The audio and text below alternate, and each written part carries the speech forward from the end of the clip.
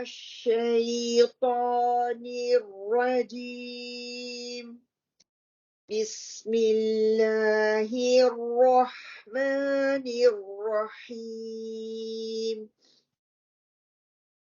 قد خسر الذين كذبوا بلقاء الله حتى إذا جاءتهم الساعة بغتة قالوا يا حسرتنا على ما فرطنا فيها وهم يحملون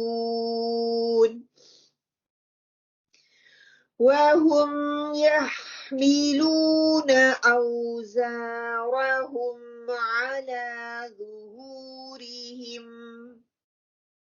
ألا ساء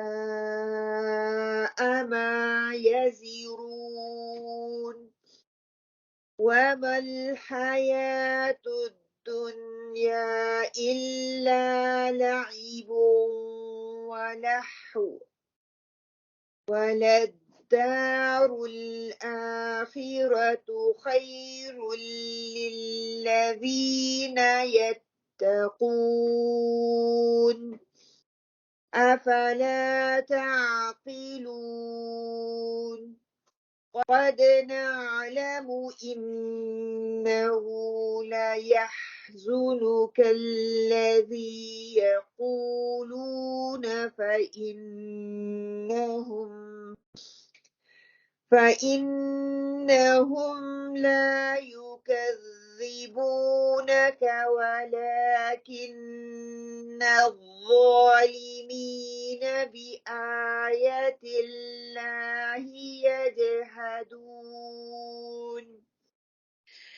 الحمد لله رب العالمين والصلاة والسلام على أشرف الأنبياء والمرسلين نبينا محمد وعلى آله وصحبه أجمعين أما بعد فأعوذ بالله من الشيطان الرجيم بسم الله الرحمن الرحيم رب اشرح لي صدري ويسر لي أمري واحلل عقدة من لساني يفقهوا قولي رب زدني علما رب زدني علما رب زدني علما رب اشرح لي صدري ويسر لي أمري واحلل عقدة من لساني يفقهوا قولي الحمد لله نحمده ونستعينه ونعوذ بالله من شرور أنفسنا ومن سيئات أعمالنا من يهده الله فلا مضل له ومن يضلل فلا هادي له اللهم لا سهل إلا ما جعلته سهلا وأنت تجعل الحزن سهلا إذا شئت وتوكل على العزيز الرحيم الذي يراك حين تقوم وتقلبك في الساجدين إنه هو السميع العليم وأفوض أمري إلى الله إن الله بصير بالعباد الحمد لله الذي بنعمته تتم الصالحات الحمد لله هي على كل حال اللهم اهدني وسددني اللهم اهدني وسددني اللهم ثبتنا عند الموت بلا إله إلا الله اللهم اجعلني أحبك بقلبي كله ورضيك بجهد كله اللهم اغفر لي واهدني وارزقني وعافني أعوذ بالله من ضيق المقام يوم القيامة آمين اللهم آمين انشاءاللہ تعالیٰ آج جو ہے ہم آیا نمبر 31 سے 41 تک پڑھنے کی کوشش کریں گے اللہ تعالیٰ سے دعا کرتے ہیں اللہ سبحانہ وتعالیٰ اس میں برکت ڈال دے اور ہمیں ان آیات سے بہترین لینے کی توفیق عطا فرمائے آج دیکھتے ہیں اللہ سبحانہ وتعالیٰ نے ہماری قسمت میں کیا رکھا ہے انشاءاللہ تعالیٰ اسے لرن کرنے کی کوشش کرتے ہیں سورہ الانعام آیت 31 گناہوں کے بوجھ لادنے سے بچیں آخرت میں پچھتانے کا کیا فائدہ کہ دنیا میں رہتے ہوئے اپنے اوپر ایسے بوجھ نہ لادیں کہ جن کو ہم اٹھا نہ سکے جو ایسے بوجھ ہوں کہ وہ جو آخرت میں ہمارے لیے پچھتانے کا سبب بن جائیں انشاءاللہ تعالی میں پڑھتی ہوں آپ میرے پیچھے پیچھے پڑھیے گا انشاءاللہ تعالی قد تحقیق خسرہ گھاٹے میں پڑے الذین کذبوا وہ لوگ جنہوں نے جھٹلایا بلقاء ملنا اللہ حتی یہاں تک کہ اذا جب جاءتہم آ پہنچی ان پر الساعت قیامت بغتتاً اچانک قالو وہ کہنے لگے یا حسرتنا ہائے افسوس ہم پر علی پر ما فرطنا جو ہم نے کوتاہی کی فیہا اس میں وہم اور وہ یحملون اٹھائے ہوئے ہیں اوزارہم اپنے بوجھ علی پر ظہورہم اپنی پیٹوں پر کہ جمع کا صیغہ یہاں پہ آ رہا ہے علی آگاہ رہو ساء برا ما یزرون جو وہ اٹھائیں گے با محاورہ ترجمہ قد خسر الذين كذبوا بلقاء الله حتى إذا جاءتهم الساعة بغتة قالوا يا حسرتنا على ما فرطنا فيها وهم يحملون أوزارهم على ظهورهم ألا ساء ما يزرون بے شک خسارے میں پڑے وہ لوگ جس نے اللہ سے ملنے کی تکذیب یعنی کہ اللہ سے ملنے کو جھٹلایا یہاں تک کہ جب وہ معین یعنی کہ مقرر کردہ وقت ان پر دفتر اچانک سے آ پہنچے گا کہیں گے کہ ہائے افسوس ہماری کوتاہی پر جو اس کے بارے میں ہوئی اور حالت ان کی یہ ہوگی کہ وہ اپنے بار اپنی یعنی کہ اپنے ہی بوجھ اپنی پیٹھوں پر لادے ہوں گے خوب سن لو کہ بری ہوگی وہ شے جس کو وہ لاد رہے ہیں یا لادیں گے یہاں پر اللہ سبحانہ و تعالیٰ بتا رہے ہیں کہ جو انسان اپنے اوپر کہ انسان کس طرح کا کہ بوجھ اپنے اوپر لا دے گا انسان جب قیامت والے دن ہم پچھلے لیسن میں پڑھ چکے ہیں نا کہ اللہ سبحانہ یوم نحشرہم جمیعا کہ اللہ تعالیٰ سب کو اکٹھا کرے گے پھر مشرکین کے برے انجام کے بارے میں ذکر اللہ تعالیٰ نے کر کے ان کو بتا دیا کہ ان کا انجام کیا ہونے والا ہے پھر اللہ تعالیٰ نے بتایا کہ ہی الا حیاتنا دنیا کے دنیا جو ہے دنیا کی زندگی جو ہے صرف ایک کھیل تماشا بنائے ہوئے اسی پہ بس وہ گزار رہے ہیں اپنی زندگی کو وَمَا نَحْنُ بِمَبْعُوثِينَ اور ہم دوبارہ انہیں اٹھائے جائیں گے کہ ہم ایک تو دنیا میں جتنے وزن ہم ان کو دوبارہ اٹھائیں گے جب ان کو دوبارہ اٹھایا جائے گا تو پھر یہ حسرت کریں گے کہ کاش میں دوبارہ دنیا میں لوٹایا جائے اب اسی کو آگے اللہ سبحانہ وتعالیٰ بتا رہے ہیں قد خسر الذین کذبوا بلقاء اللہ تحقیق خسارے میں ابتلا ہوئے وہ لوگ جنہوں نے اللہ کی ملاقات کو جھٹلایا یعنی کہ لقاء اللہ سے یہی مراد ہے کہ قیامت کے دن دوبارہ اٹھ کر اللہ تعالیٰ کے حضور ہم پیش ہوں گے ہر وہ چیز جو ہے ایمان میں اس میں شامل ہو جاتی ہے نا لقاء اللہ کے ہر ایک چیز اس میں شامل ہو جاتی ہے حدیث کا مفہوم ہمارے سامنے آتا ہے آپ صلی اللہ علیہ وسلم نے فرمایا تؤمن بالبعث وبلقائه یعنی کہ دوبارہ اٹھنے اور اللہ کی بارگاہ میں پیش ہو کر جواب دہی کرنے پر بھی ایمان لانا ضروری ہے یعنی کہ ہمیں اللہ تعالیٰ نے فوت کرے گا پھر اٹھائے گا پھر ہم اللہ کے سامنے حاضر ہوں گے جو بھی قیامت کے مناظر ہے کہ صرف ایمان لانا اور توحید اللہ پر ایمان لانا قیامت پر ایمان لانا آخرت پر ایمان لانا منکر نکیر کے سوالات پر ایمان لانا ہر ایک چیز پر ایمان لانا جو ہے وہ ضروری ہے کہ یہ فطرت سلیمہ جو ہے اللہ تعالیٰ نے ہمارے اندر رکھ دی ہے اس پر اس میں جب بگاڑ آتا ہے تو وہ ہم ان ساری چیزوں سے جو ہے دور ہٹ جاتے ہیں اور جب ان چیزوں پر ہمارا ایمان ہوتا ہے ہماری عقل جو ہے فطرت سلیمہ جو ہے اس کے مطابق ہم زندگی گزارتے ہیں دنیا میں ایسا انسان جو کہ عقل رکھتا ہو فطرت سلیم پر ہو وہ نقصان میں کبھی مبتلا ہو ہی نہیں سکتا کہ یہ اللہ تعالیٰ نے ہمارے اندر چیز رکھ دی ہے کہ اگر ہم زندہ ہوئے تو آخرت میں سزا اور جزا بھی ہوگی کیونکہ اللہ تعالیٰ بار بار ہمیں بتا رہی ہیں کہ آخرت میں ابدی یعنی کہ ہمیشہ کی سزا ہے ہم اس کے مستحق ٹھہر جائیں گے اگر ہم فطرت سلیمہ کے خلاف جائیں گے اسی چیز کو اللہ تعالیٰ نے خسران کے لفظ سے تعبیر کیا ہے سورہ عصر میں کیا پڑھتے ہیں وَالْعَصْرِ إِنَّ الْإِنسَانَ لَفِي خُسْرٍ إِلَّا الَّذِينَ آمَنُوا وَعَمِلُوا الصَّالِحَاتِ وَتَوَاصَوْا بِالْحَقِّ وَتَوَاصَوْا بِالصَّبْرِ کہ یقیناً انسان خسارے میں ہے جنہوں نے اچھے کام کیے وہ بھی خسارے میں ہیں لیکن کیا ہے کہ اللہ سے ملاقات کو جو چلا دے گا اپنی فطرت سلیم یا عقل سلیم کے خلاف جائے گا وحی الہی کو کے خلاف جائے گا اللہ تعالیٰ کے احکامات کے خلاف جائے گا رسالت کے خلاف جائے گا اس کے خلاف شہادتیں دے گا کیا ہے کہ وہ اللہ تعالیٰ وہ آخرت کی تکذیب کر رہا ہے وہ بہت بڑے نقصان میں ہے انسان جب آخرت کو جھٹلاتا ہے تو وہ نقصان میں ہی ہوتا ہے پھر اللہ تعالیٰ آگے کہتے ہیں حتی اذا جاءتهم الساعة بغتة یہاں تک کہ جب وہ گھڑی آ جائے گی اور وہ گھڑی کب آئے گی اچانک آئے گی अस्सा से मुराद कि कुल कायनात मजमुई मौत मरेगा, क़यामत भी है और हर इंसान की इनफरादी मौत भी है। मतलब कि इज्तिमाई और इनफरादी दोनों मौतें इसमें आ जाएगी, और वो अचानक आ जाती है और किसी शख्स को मालूम भी नहीं होता उसकी मौत कहाँ, कब और कैसे वाक़या हुई। सूरह लुक़मान में अल्लाह ताला फरमाते हैं वमा तदरी नफ्सुम बिअय्यि अर्दिन तमूतु, कि कोई शख्स नहीं जानता कि उसकी मौत कहाँ और किस वक्त आएगी। इसी तरह हमने सूरत की इब्तिदा में भी ये बात पढ़ी थी ना कि अल्लाह ताला ही है जमीन आसमान का खालिक है, वो नूर समावात बनाने वाला है, तमाम चीजों का वो मबूद है, वो मबूद बरहक है, इलाह है, वो मुश्किल कशा है, हाजत वाला, वो बिगड़ी हुई चीजों को बनाने वाला है। अल्लाह के सिवा कोई नहीं है। और अजला हमने लफ्ज पढ़ा कि हर इंसान एक मुकर्ररा मुद्दत तक वो जिंदा रहेगा, और फिर एक मुकर्ररा वक्त अल्लाह ताला ने वो लिख छोड़ा है, वहां पर फिर उसको मौत आएगी। और उस वक्त किसी इंसान के इल्म में भी नहीं होता कि वो मरने जा रहा है।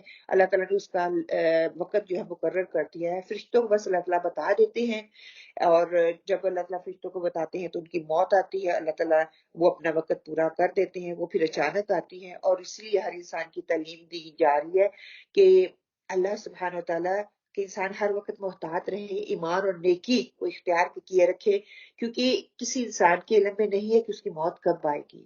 और दूसरी मुद्दत जो कहा गया अजल मुसम्मा इंदहु, कि पूरी की पूरी कायनात इनफरादी और इज्तिमाई तौर पर अल्लाह ताला वो मौत का जायका जो है, मौत का मजा जो है वो चखेगी।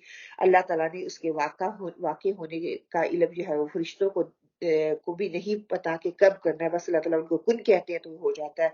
सिर्फ निशानियां अल्लाह ताला ने बता दी हैं, मगर अचानक आएगी।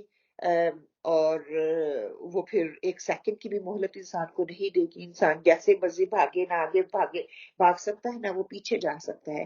अल्लाह ताला ने वो वक्त जो है वो मुकर्रर कर रखा है, इंसान की मादी और अमली जिंदगी वहीं पे खत्म हो जाएगी। कि जिंदगी जो है सुभान अल्लाह, इंसान इस दुनिया में क्या कर रहा है उसका बदला पाने की जिंदगी है। अगर हम जिंदगी में अच्छा काम करेंगे तो उसको जजा और सजा के तौर पर आखिरत में उसका जो रिवॉर्ड मिलने वाला है उसी पे उसका फैसला होगा, वो अच्छा होगा या बुरा होगा, उसकी मौत अच्छी होगी या बुरी होगी, वो बरज़ख में किस तरह की जिंदगी गुजारेगा, राहत के साथ या सुकून के साथ, जो कि आर्जी नैयत की होगी। फिर जब हशर का मैदान आ जाएगा, अमाल इंसान के सामने पेश कर दिए जाएंगे, जो कि हमेशगी की वहां पे, अगर राहत है तो हमेशगी की होगी, अगर सजा है तो हमेशगी की होगी। आप सल्लल्लाहु अलैहि वसल्लम का इरशाद आता है ना, आप सल्लल्लाहु अलैहि वसल्लम ने फरमाया मन मम माता फक़द क़ामत क़ियामतुहु, जो शख्स मर गया उसी की क़यामत सुगरा उसी वक्त बर्पा हो गई। हर इंसान की इनफरादी साथ तो उसकी मौत की घड़ी है, और तमाम इंसानों के साथ क़यामत का दिन होगा। देखें, जब उनको ईमान लाने के लिए कहा जाता है, किसी को भी इंसान को जो मानते नहीं है, तो वो ईमान क्यों नहीं लाते, क्यों नहीं लाना चाहते? आप ये कहें कि क्योंकि वो अल्लाह ला इलाहा इल्लल्लाह का मतलब खूब जानते हैं कि अगर हमने कलमा पढ़ा है तो हमें हर बुराई से दूर रहना है, हर शिर्क से हमें बचना है, हर शिर्क को हमने छोड़ना है। और जब वो शिर्क के हवाले से अगर देखा जाता है कि अल्लाह ताला हर चीज अल्लाह ताला को ये चीज पसंद नहीं होती कि बंदा कहे कि जब हम कोई काम करते हैं तो हम कह देते हैं ना कि इस काम से भी अल्लाह भी राजी और इंसान भी राजी, हम अल्लाह को भी राजी कर रहे हैं, अल्लाह इंसान को भी राजी कर रहे हैं। अल्लाह ताला को एक चीज चाहिए, अल्लाह ताला को दो चीजें नहीं चाहिए। दुनिया में भी हम नहीं ना चाहते दो दो चीजें, तो अल्लाह को भी एक ही चाहिए। एक वक्त में सिर्फ अल्लाह को राजी करना है, लोगों को राजी नहीं करना। हम ये काम नहीं कर सकते। कि ये बात जहन में रखे कि कोई भी काम करते हुए मैं किसको खुश कर रही हूँ, मैं दुनिया को कर रही हूँ या अल्लाह को कर रही हूँ। अल्लाह को पालोगे या फिर लोगों को पाओगे, एक ही काम हो सकता है, दोनों दोनों काम तो नहीं ना होते। ये तो दुनिया में भी हम नहीं चाहते। खा वो रस्म रवाज हो, खा वो शादी ब्याह की रसूमात हो, दुनिया को कोई भी काम दुनिया में रहते हुए हम करते हैं। वो मामूलात हैं, वो अखलाकियात हैं, वो रसूमात हैं, जो कुछ भी है, कि ये वो बुराइयां हैं जो इनफरादी भी इंसान के अंदर पाई जाती हैं, हर शख्स के अंदर है, मेरे अंदर भी है और आपके अंदर भी है। लेकिन वहां से ये इज्तिमाई तौर पर फैल जाती हैं, क्योंकि जो बुराई मेरे अंदर है मैं उसको जब करूंगी, और फिर माशरे में एक कोई फंक्शन हो रहा है उसमें कर रही हूँ, उसको देखा देखी दूसरे लोग भी कर रहे हैं, तो ये बीमारी जो है इस तरह फैलती जाती है। आगे अल्लाह ताला फरमाते हैं कौलू, قالوا تو منکرین کہیں گے یا حسرتنا علی ما فرطنا فیہا، ہائے افسوس ہمارے جو ہم نے اس بارے میں کوتاہی کی، مگر اس وقت ندامت اور افسوس کے علاوہ کچھ ان کے پاس نہیں ہوگا، کہ وہ صرف افسوس ان کے ہاتھ میں رہ جائے گا۔ سورہ حشر میں اللہ تعالیٰ کہتے ہیں نا کہ اے ایمان والو ڈر جاؤ، وَلْتَنظُرْ نَفْسٌ مَا قَدَّمَتْ لِغَدٍ، اللہ اکبر، اور ہر نفس کو چاہیے کہ وہ اس بات کا محاسبہ کرے کہ اس نے کل قیامت کے لیے آگے کیا بھیجا ہے۔ قیامت کے دن تو نیک عمل ہی کام آئیں گے نا، اپنی بدکاری پر افسوس کا اظہار کچھ فائدہ نہیں دے گا اس دن، کیونکہ سب کچھ ہاتھ سے نکل چکا ہوگا۔ وَهُمْ يَحْمِلُونَ أَوْزَارَهُمْ عَلَى ظُهُورِهِمْ، کہ وہ اپنے بوجھ اپنی پشتوں پر ڈالے، اپنی پشتوں پر، اپنی پیٹھ پر اٹھائے ہوئے ہوں گے۔ بوجھ اٹھانے کا مطلب یہاں پہ کیا ہے؟ انسان ہر برے عمل کو اپنی پشت پر اٹھائے ہوئے ہوگا۔ اللہ اکبر و کبیرہ۔ حدیث شریف میں آتا ہے کہ آپ صلی اللہ علیہ وسلم نے فرمایا، اے لوگوں یاد رکھو خیانت نہ کرنا، جو آدمی خیانت کا مرتکب ہوگا تو ہر خیانت شدہ چیز کو اپنی گردن پر اٹھائے گا۔ اگر کسی کی بکری چوری کی ہے تو قیامت والے دن اسے اپنی گردن پر اٹھا کر لائے گا، اور اگر گائے بھینس خیانت کی ہے تو اسے بھی اٹھانا پڑے گا، اونٹ چوری کیا ہے تو یا کوئی اور چیز غضب کی ہے تو ہر چیز کا بوجھ وہ اٹھائے گا، اپنے سر پر اٹھانا ہوگا اس دن قیامت والے دن، حتیٰ کہ اگر کسی کی ایک بالش زمین میں بھی دبائی ہے طُوِّفَاهُ إِلَى سَبْعِ أَرَضِينَ، تو ساتوں زمینوں تک کے اس ٹکڑے کو گلے کا توق بنا کر ڈال دیا جائے گا۔ اللہ اکبر۔ تو اس دن ایسا ہوگا، سب کو اپنی اپنی پڑی ہوئی ہوگی، کوئی کسی دوسرے کے لیے کچھ بھی کرنے کے لیے تیار نہیں ہوگا، تو کس طرح یہ بوجھ ہم اٹھا کر وہاں پہ چلیں گے، کس طرح لے کے آگے بڑھیں گے؟ کہ قیامت کے حالات کو اس دنیا پر قیاس نہیں کیا جا سکتا، وہاں کے حالات بالکل مختلف ہوں گے۔ اللہ سبحانہ و تعالیٰ انسان کے جسم میں اتنی طاقت پیدا کر دے گی کہ بڑی سے بڑی چیز بھی اٹھانے کے قابل ہوگا۔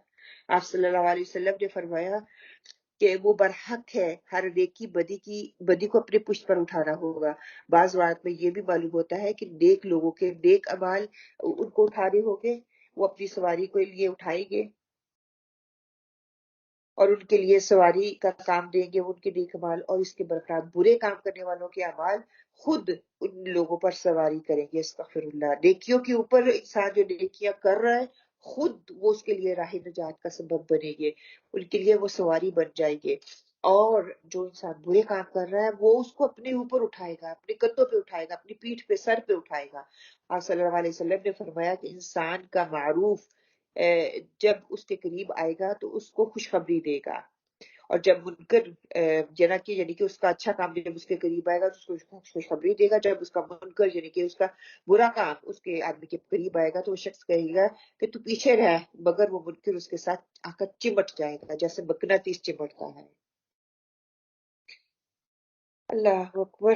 کہ آپ صلی اللہ علیہ وسلم نے فرمایا، آدمی کے نیک اعمال خوبصورت انسان کی شکل میں ہو کر اس کے پاس قبر میں آئیں گے تو وہ تعجب ہوگا، اس کو پہ تعجب ہوگا، پوچھے گا تم کون ہو؟ وہ جواب دے گا کہ میں تیرا عمل صالح ہوں، اچھا عمل ہوں، جو تیرے ساتھ مانوس ہونے کے لیے آیا ہوں تاکہ تجھے قبر میں وحشت نہ ہو، تجھے ڈر نہ لگے۔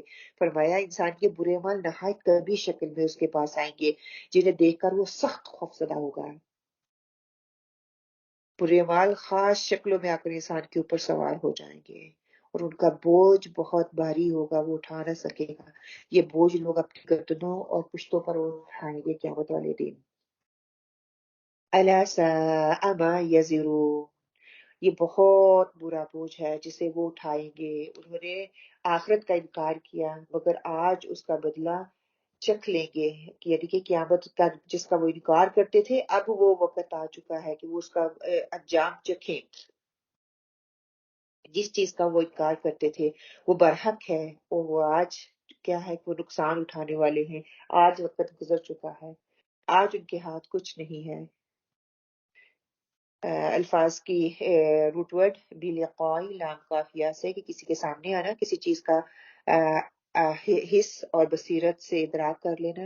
ملاقات کے لیے لفظ استعمال ہوتا ہے، قیامت کا دن، سخاوت اور بخشش کرنا، تازگی اور شادمانی سے ہمکنار ہونا، کسی چیز کو پا لینا، کان لگا کر سننا۔ حمد و حیات کے لیے یہ لفظ استعمال ہوتا ہے۔ الساعۃ سین واو عین سے ہے، اجزا زمانے میں جزا کا نام ہے، قیامت کے لیے آتا ہے، موت کے لیے آتا ہے، سال یا مہینے کے حساب سے معاملہ کرنا اس کے لیے آتا ہے، ضائع کرنا مقبل اور بیکار اس کے لیے آتا ہے۔ بت کا نام سوا تھا، اس کے لیے یہ لفظ استعمال کیا جاتا ہے۔ حسرت حسرت سے ہے، ہا سے حسرت، کس چیز کو ننگا کرنا، پردہ اٹھا دینا، کمزور اور تھکی ہوئی اونٹنی اس کے لیے استعمال ہوتا ہے، تھکا ہوا اس کے لیے آتا ہے، غم کے لیے آتا ہے، جو چیز ہاتھ سے نکل جائے اس کے لیے آتا ہے۔ پھر فرعون فاراتا سے ہے کہ آگے بڑھ جانا، قافلے سے پہلے پانی پر جانے والا، تیز رفتار گھوڑے کے لیے آتا ہے، حد سے زیادہ تجاوز کر جانا اس کے لیے آتا ہے۔ پھر یحملون میم لام سے ہے بوجھ اٹھانا یا لادنا، بوجھ باطن ہر قسم کا گناہ کا بوجھ جو ہے وہ اٹھانا اس کے لیے آتا ہے۔ حمل کے لیے بھی لفظ استعمال ہوتا ہے، پیٹھ پر بوجھ اٹھانے کے لیے آتا ہے۔ پانی والا بادل چغل خور اس کے لیے بھی آتا ہے۔ ظہورہم را سے ہے کہ پیٹھ اور پشت کے لیے آتا ہے، جس کا نام مال اس کی پیٹھ کے پیچھے دیا جائے گا۔ زمین کا اوپر والا حصہ، کبھی پشت مضبوط آدمی، پیٹ کا درد اس کے لیے آتا ہے، سواری کے لیے آتا ہے، مددگار پشت پناہ کے لیے آتا ہے، قوی اونٹ کے لیے آتا ہے، ایک کے خلاف دوسرے کی مدد زیادہ ہو جانا اس کے لیے آتا ہے۔ یازیرون ہوا زہرا سے ہے کہ پہاڑ میں جائے پناہ اس کے لیے آتا ہے، بارگراہ کے لیے آتا ہے، بوجھ کے لیے، گمراہ کے لیے، کوئی شخص کسی کے گناہ کا بوجھ نہیں اٹھائے گا اس کے لیے، اسلحہ جنگ کے لیے اور زیورات کا بوجھ ان کے لیے یہ لفظ استعمال ہوتا ہے۔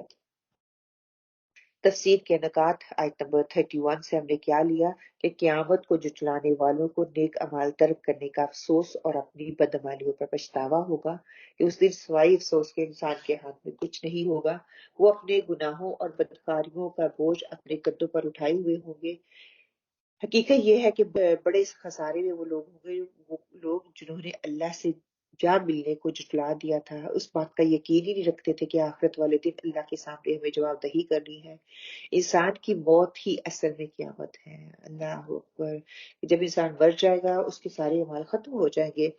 اس آیت کے حوالے سے حدیث آتی ہے، حضرت انس رضی اللہ تعالیٰ روایت کرتے ہیں کہ ایک آدمی نے آپ صلی اللہ علیہ وسلم کی خدمت میں حاضر ہو کر ساعت کے متعلق دریافت کیا، ساعت یا قیامت کب ہوگی؟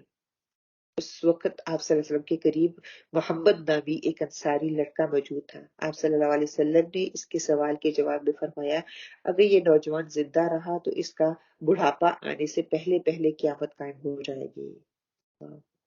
یہ مسند احمد 12787 کی حدیث ہے۔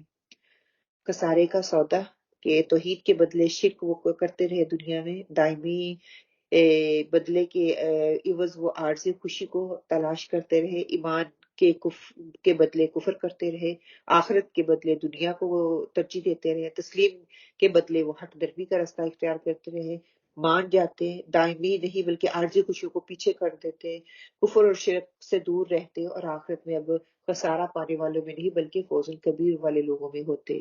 ہم نے اس آیت سے سیکھا کیا ہے کہ دنیا کی زندگی بجز کھیل تماشے کے کچھ نہیں، خود کو نیکیوں سے سجانا ہے، خود کو نیکیوں کی طرف لے کے جانا ہے، خود کو اس چیز پہ مطمئن کرنا ہے کہ جو میں نیکی کر رہی ہوں اس کا اجر آخرت میں مجھے ضرور ملے گا۔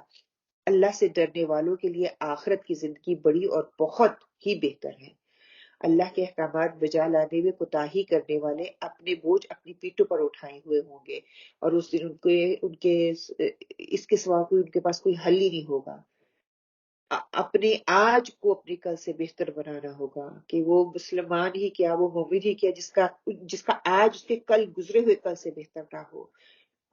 دنیا کی زندگی میں محو ہو کر پیچھے اس کے نہیں بھاگنا، بلکہ آخرت کو ترجیح دیتے ہوئے، آخرت کو اپنا گول اور مرکز بناتے ہوئے اس کی طرف کوششیں کرتی ہے۔ مستقل گھر آخرت کی جو کہ آخرت کا گھر ہے اس کی ابھی سے تیاری کرنی شروع کرنی ہے۔ اس کے لیے کل کر لوں گا، کل کر لوں گا، آج کا کام کل پہ نہیں ڈالنا بلکہ آج ہی اس کے لیے میں نے تیار ہونا ہے۔ اب اسی کے لیے بتایا جا رہا ہے آگے کہ انسان کی سرمایہ زندگی کیا ہے، کہ متقی بن کر آخرت میں بہتر گھر پانے کی کوشش جاری رکھنی، یہی انسان کی فلاح ہے، یہی انسان کی کامیابی ہے۔ آخرت میں وہی انسان کامیاب ہوگے جو اس پہ کام کریں گے۔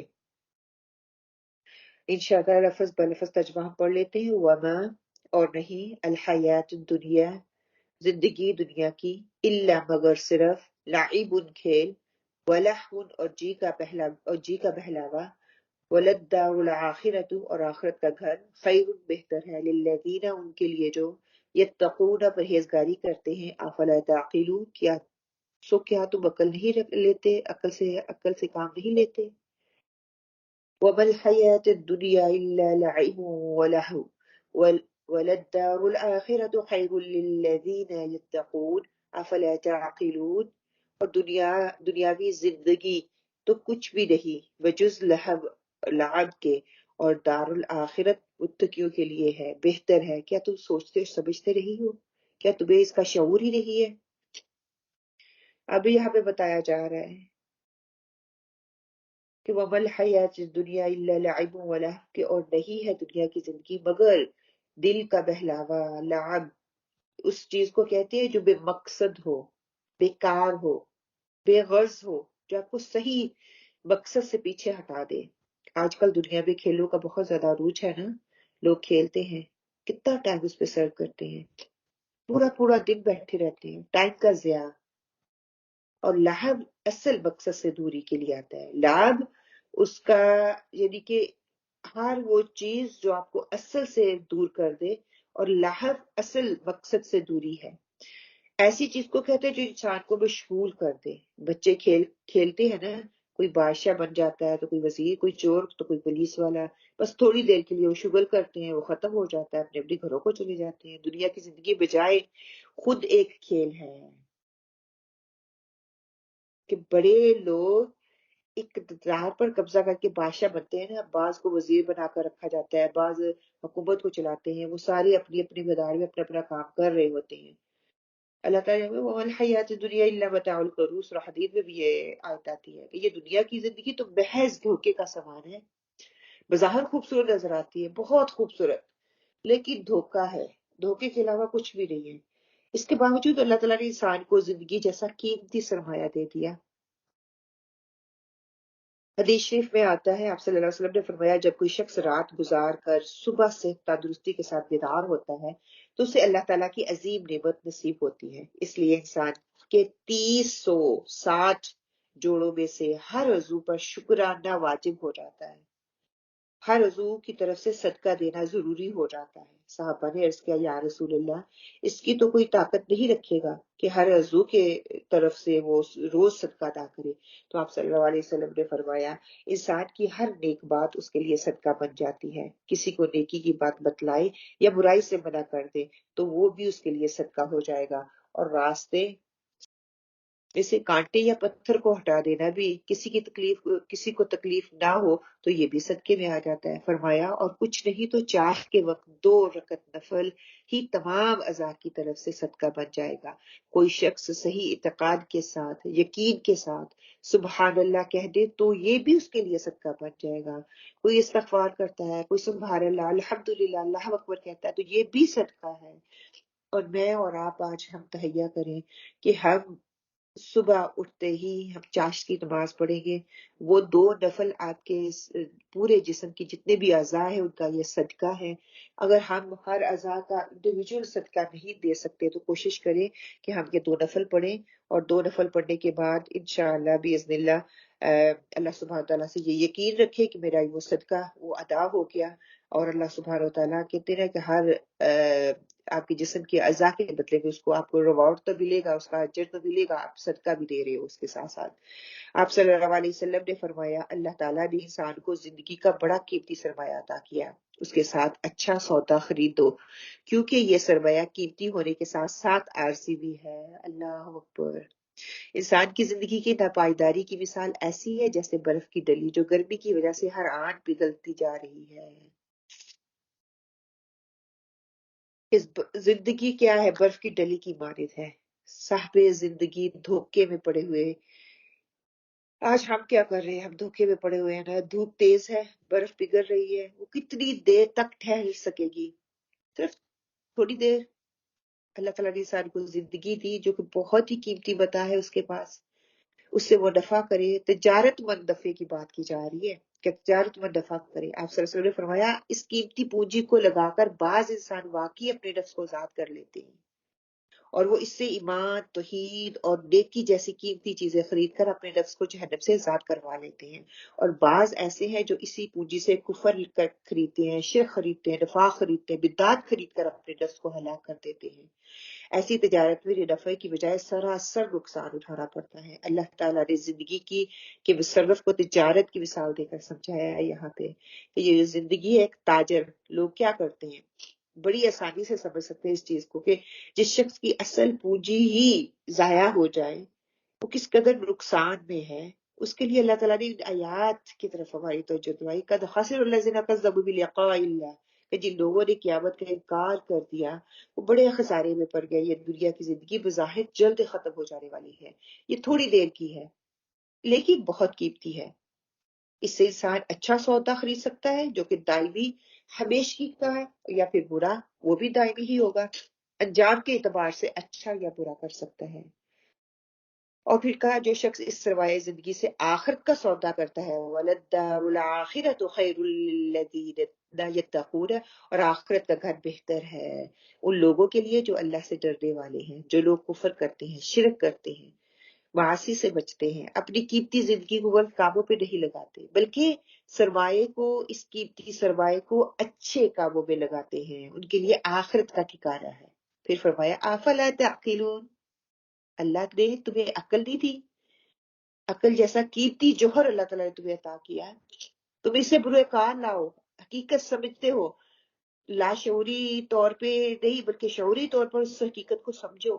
اب ابھی بھی وقت ہے، سمجھ جاؤ. اس دنیا کی چند روزہ زندگی میں آخرت کو سنوار لو اور فضول کاموں میں اپنا ٹائم نہ گواؤ. ٹی وی دیکھ کے، ڈرامے دیکھ کے، فونوں پہ باتیں کر کے، جھگڑے کر کے، چگلیاں کر کے، ہر طرح مطلب کہ دنیا جو ہے یہ آپ کا ہر لمحہ گزرتا ہی جائے گا. انسان کی حقیقت کیا ہے یہ بتایا جا رہا ہے، اور دنیا کی حقیقت کیا ہے ہمیں اس کا ریمائنڈر دیا جا رہا ہے. یہ بہت ضروری ہے کہ ہم اس چیز کو سمجھ جائیں، ہم اس چیز سے فائدہ اٹھائیں کہ اللہ تعالیٰ نے یہ تھوڑی سی زندگی جو دی ہے. ہم دھوپ میں بیٹھے ہوئے ہیں اور برف کتنی دیر رہے گی وہاں پہ؟ چند گھنٹے. اگر زیادہ ہی ہم سوچ رہے ہیں تو ہماری زندگی چند گھنٹے ہیں، چند لمحے ہیں. ایک وقت مقرر ہے، ہمیں وہاں پہ ختم ہو جانا ہے اور اللہ کے آگے حاضر ہونا ہے.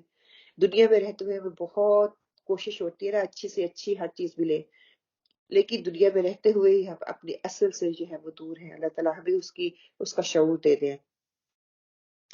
آیت 32 کے روٹ ورڈ دیکھ لیں. لائب، لا عین با سے ہے کہ منہ سے بہنے والی رال ٹپکتی ہے جو اس کو کہتے ہیں. بغیر صحیح مقصد کے کوئی کام کرنا، ایسے ہی فضول ٹائم ضائع کرنا، کھیلنا کودنا. بہت بڑا کھلاڑی بیکار کام کرنے والا ہے. کھیلنے کی جگہ یا میدان کو بھی کہا جاتا ہے. ولدارو، دال وورا سے ہے منزل، مکان، شہر یا علاقے کے لیے آتا ہے، قرارگاہ کے لیے آتا ہے، جنت کے لیے آتا ہے، چکر لگانا. اور بت کا نام اس کے لیے استعمال کیا جاتا ہے. تفصیلی نکات پہ ہم نے کیا سیکھا کہ دنیا کی زندگی کھیل اور مشغلہ ہے، کھیل اور تماشا ہے، اس کے علاوہ کچھ نہیں ہے. یہ جو لوگ تقوی اختیار کرتے ہیں ان کے لیے آخرت والا گھر کہیں زیادہ بہتر ہے اس دنیا کے گھر سے. اور دنیا کی زندگی کی حقیقت بتا دی گئی کہ ہر دن لوگوں کو جاگتا دیکھ کر بھی انسان عبرت نہیں پکڑتا. ہر روز کتنے لوگ مرتے ہیں، کتنے لوگ یہ دنیا فانی سے جا رہے ہیں. امیر بھی گئے، غریب سے غریب بھی گئے، بڑے بڑے گھروں میں بسنے والے بھی گئے. کیا لے گئے اپنے ساتھ؟ جائے گا وہی جو دنیا میں رہتے ہوئے اچھا ہم آگے بھیج دیں گے. انسان کی جو سوچ ہوتی ہے نا وہی اس کی زندگی ہوتی ہے. جو ہم سوچتے ہیں وہی کرتے ہیں، جو ہم کرنا چاہتے ہیں وہی کرتے ہیں. عقل مند وہ ہے جو اپنے نفس کا محاسبہ کرے، اپنے اندر جھانکے، دوسروں کو اس کٹہرے میں کھڑا کرنے کی بجائے خود کو اپنے اس کٹہرے میں کھڑا کرے نا. خود کو دیکھے میں کہاں پہ کھڑی ہوں، کہاں پہ مجھے ضرورت ہے اپنا محاسبہ کرنے کی. دنیا مومن کے لیے قید خانہ اور کافر کے لیے جنت ہے. انسان جو ہے دنیا میں ایک قید کی طرح رہتا ہے، ہر چیز سے دور ہٹتا ہے، اپنا محاسبہ کرتا ہے. اور کافر کے لیے تو ہر چیز ہی یہاں پہ جنت کے وہ رہ رہے ہیں جنت میں. حدیث کا مفہوم ہے، آپ صلی اللہ علیہ وسلم، ابو ہریرہ اس کو روایت کرتے ہیں، آپ صلی اللہ علیہ وسلم نے فرمایا جنت میں ایک کمان یعنی کہ ہاتھ جگہ دنیا کی ان تمام چیزوں سے بہتر ہے جس پر سورج طلوع اور غروب ہوتا ہے. آپ صلی اللہ علیہ وسلم نے فرمایا اللہ کے راستے میں ایک صبح یا ایک شام چلنا ان سب چیزوں سے بہتر ہے جن پر سورج طلوع اور غروب ہوتا ہے. صحیح بخاری کی یہ حدیث ہے 2793، اس کا نمبر ہے. دنیا کی کوئی بھی چیز جس پہ سورج طلوع ہوتا ہے، انسان اگر اللہ کے راستے میں ایک صبح یا ایک شام چلتا ہے یا لگا دیتا ہے، ان تمام چیزوں سے بہتر ہے جس پر سورج طلوع ہوتا ہے غروب ہوتا ہے. تو کیا رہ جاتا ہے پیچھے؟ ہر چیز پہ طلوع ہوتا ہے، پوری دنیا میں طلوع ہوتا ہے اور غروب بھی ہوتا ہے. اللہ اکبر، کتنی بڑا سودا ہے یہ، اگر اللہ تعالیٰ ہمیں اس کا شعور دے دے. دنیا آخرت کا تقابل کیا ہے کہ دنیا آخرت کی کھیتی ہے، جو بوئے گا وہی وہ کاٹے گا. دنیا میں جو ہم پھل لگاتے ہیں وہی کاٹتے ہیں نا، جو جس پھل کا درخت لگاتے ہیں وہی اس میں سے نکلتا ہے. اور دنیا کی حقیقت عارضی، آخرت کی حقیقت ابدی ہمیشگی کی ہے. ہم نے سیکھا کیا کہ دنیا کی زندگی کی حقیقت کو سامنے رکھتے ہوئے آخرت کے لیے اپنے سالے کرنے ہیں. آخرت متقیوں کے لیے بہتر ہے، اس لیے تقوی اختیار کرنا ہے. تقوی کی زندگی ہی انسان کے لیے بہتر ہے، لیکن انسان عقل نہیں رکھتا. دنیا میں ایسا مگر نہیں ہونا کہ آخرت کو بھول ہی جائیں، آخرت کو پس پش ڈال دیں. دیکھا جائے گا جب آخرت آئے گی. ہر وقت ہر موقع اپنا محاسبہ کرنا ہے اور دنیا سے دل نہیں لگانا. دنیا کا فائدہ اٹھانا ہے لیکن اس میں دل نہیں لگانا. فائدہ کیسے اٹھانا ہے؟ یہاں رہتے ہوئے میں نے آخرت کا سودا کرنا ہے، اللہ سے تجارت کرنی ہے، اللہ سے کاروبار کرنا ہے تاکہ آخرت میں مجھے اس کا اچھا پھل مل سکے. پھر گناہوں کے بوجھ کو ابھی سے کم کرنے کی کوشش کرنی ہے. اگلی آیت کیا ہے؟ آیت نمبر 33. اللہ تعالیٰ کی آیات کا انکار کرنے والے ظالم لوگ کون ہوتے ہیں جو اللہ تعالیٰ کی آیات کا انکار کرتے ہیں؟ قد نعلم، بے شک ہم جانتے ہیں، انہو کہ وہ، لا یحزنک آپ کو ضرور رنجیدہ کرتی ہے، الذی وہ جو، یقولون وہ کہتے ہیں، فإنہم سو وہ یقیناً، لا یکذبونک نہیں جھٹلاتے آپ کو، ولیکن اور لیکن البتہ لیکن بلکہ الظالمین ظالم لوگ بآیات اللہ آیتوں کو اللہ کی یجحدون انکار کرتے ہیں. قد نعلم انه ليحزنك الذي يقولون فإنهم لا يكذبون ولكن الظالمين بآيات الله يجحدون. ہم خوب جانتے ہیں کہ آپ کو ان کے اقوال مغموم کرتے ہیں، سو یہ لوگ آپ کو جھوٹا نہیں کہتے لیکن یہ ظالم تو اللہ کی آیات کا انکار کرتے ہیں. اب کیا ہے کہ آپ صلی اللہ علیہ وسلم کو تسلی دی جا رہی ہے اس آیت میں کہ جھٹلانے والے جو ہیں آپ ان کے جو جھٹلانے کو رنجیدہ نہ ہو. اگر وہ جھٹلا رہے ہیں تو اس سے آپ کو غم نہ ہو، اب رنجیدہ نہ ہو. قد نعلم تحقیق ہم جانتے ہیں، انہ لا یحزنک الذی یقولون کہ وہ چیز آپ کو غم میں ڈالتی ہے جو یہ کہتے ہیں کہ یہ لوگ ایمان، توحید، رسالت اور آخرت کا انکار کرتے ہیں. قرآن پاک کو اساطیر الاولین کی کہانیاں کہہ کر اس کو ریجیکٹ کر دیتے ہیں، اس کا مذاق اڑاتے ہیں، اس سے آپ کو تکلیف پہنچتی ہے. مگر آپ یاد رکھیں فَإِنَّهُمْ لَا يُكَذِّبُونَكَ بے شک یہ لوگ آپ کی تکذیب نہیں کرتے. دیکھیں مشرکین مکہ سے آپ صلی اللہ علیہ وسلم کی ذات مبارکہ کے بارے میں جب پوچھا جاتا تو وہ کیا کہتے تھے؟ سورہ یونس میں آتا ہے، آپ صلی اللہ علیہ وسلم نے فرمایا، آپ نے فرمایا فَقَدْ لَبِثْتُ فِيكُمْ عُمُرًا مِّن قَبْلِهِ أَفَلَا تَعْقِلُونَ میں نے تمہارے درمیان عمر کا ایک بہت بڑا حصہ یعنی کہ 40 سال کا عرصہ گزارا ہے، کبھی بھی میں نے جھوٹ نہیں بولا، کسی کو نقصان نہیں پہنچایا. تو سب کیا جواب دیتے تھے؟ آپ صادق اور امین ہیں، اس بات کا بھی اقرار کرتے تھے. مگر جب آپ نے اللہ تعالیٰ کا پیغام سنایا تو جھوٹا قرار دینے لگے. اللہ تعالیٰ کی وحدانیت کا پیغام دیا تو ساری کی ساری برائیاں آپ کے اوپر گنوانے لگے.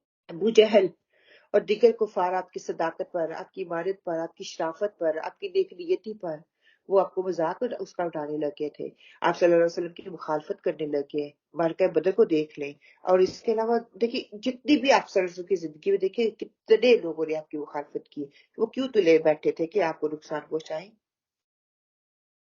اسی وجہ سے کہ وہ آپ کو تسلیم نہیں کرنا چاہتے تھے، وہ آپ صلی اللہ علیہ وسلم کو بالکل سچا سمجھتے تھے۔ قرآن پاک بیان کے مطابق وہ یہ لوگ کہتے تھے کہ ہم آپ کو جھوٹا نہیں کہتے، یہ قرآن میں کے الفاظ ہیں کہ قرآن پاک میں آتا ہے کہ وہ آپ کو جھوٹا نہیں کہتے، لیکن اس کے باوجود وہ ماننا نہیں چاہتے، اس کو تسلیم ہی نہیں کرنا چاہتے، کرنے کے لیے تیار ہی نہیں ہے۔ وَلَكِنَّ الظَّالِمِينَ بِآيَاتِ اللَّهِ يَجْحَدُونَ، بلکہ ظالم لوگ اللہ تعالیٰ کی آیتوں کی تکذیب کرتے ہیں۔ ظالم ہے کہ جب آیت اللہ تعالیٰ کی آیات ان کے سامنے آتی ہے وہ ان کا انکار کرتے ہیں۔ تو آپ صلی اللہ علیہ وسلم نے کیا کہا تھا کہ آپ انہیں اپنی ذات سے کوئی اختلاف نہیں ہے، ہمیں آپ کی ذات سے اختلاف نہیں ہے، بلکہ اللہ کے بھیجے ہوئے پیغام سے اختلاف ہے، جس کو اپنانے سے ان کی سیادت ختم ہو جاتی تھی۔ وہ دنیا میں جاہو اقتدار کو بڑی اہمیت دیتے تھے، جس کی چھن جانے کا ان کو خوف تھا۔ مکے کے مشرکین ہر چیز کا انکار کرتے، دیکھیں ان کو جو ہے دنیا محبوب تھی، دنیا کا مال، دنیا کی جہاں۔ جب جس قوم کے اندر یہ خرابیاں پیدا ہو جاتی ہیں نا، پلپنے لگ جاتی ہیں، مال کی محبت، حلال اور حرام کی تمیز وہاں سے اٹھ جاتی ہے، انسان ہر قسم کی ظلم و ستم پر اتر آتا ہے۔ اسی طرح حب جہ کی خواہش دنیا میں بد امنی پیدا کرتی ہے۔ ہر شہر میں، ہر ملک میں، ہر گھر میں حب جاہ جہاں پہ ہوگی وہاں پہ جنگ، لڑائی جھگڑے ہو گیا۔ ہم دیکھ لیں ہمارے گھروں میں کیا ہو رہا ہے، چھوٹی چھوٹی چیزوں کے اوپر لڑائی جھگڑے ہو رہے ہیں، دنیا کی خاطر گھروں کے گھر برباد ہو رہے ہیں، نسلوں کی نسلیں برباد ہو رہی ہیں، ملکوں کے ملک برباد ہو رہے ہیں۔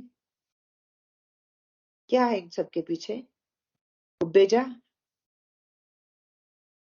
کی خواہش ہی ہے نا، اس کی پیروی کر رہی ہے۔ ہر ملک دنیا میں اپنی سیادت چاہتا ہے، کوئی بھی وہ ملک ہو۔ فرعون دیکھ لیں، نمرود دیکھ لیں، کیسر و کسریٰ دیکھ لیں، کس طرح وہ اس لعنت میں گرفتار ہوئے۔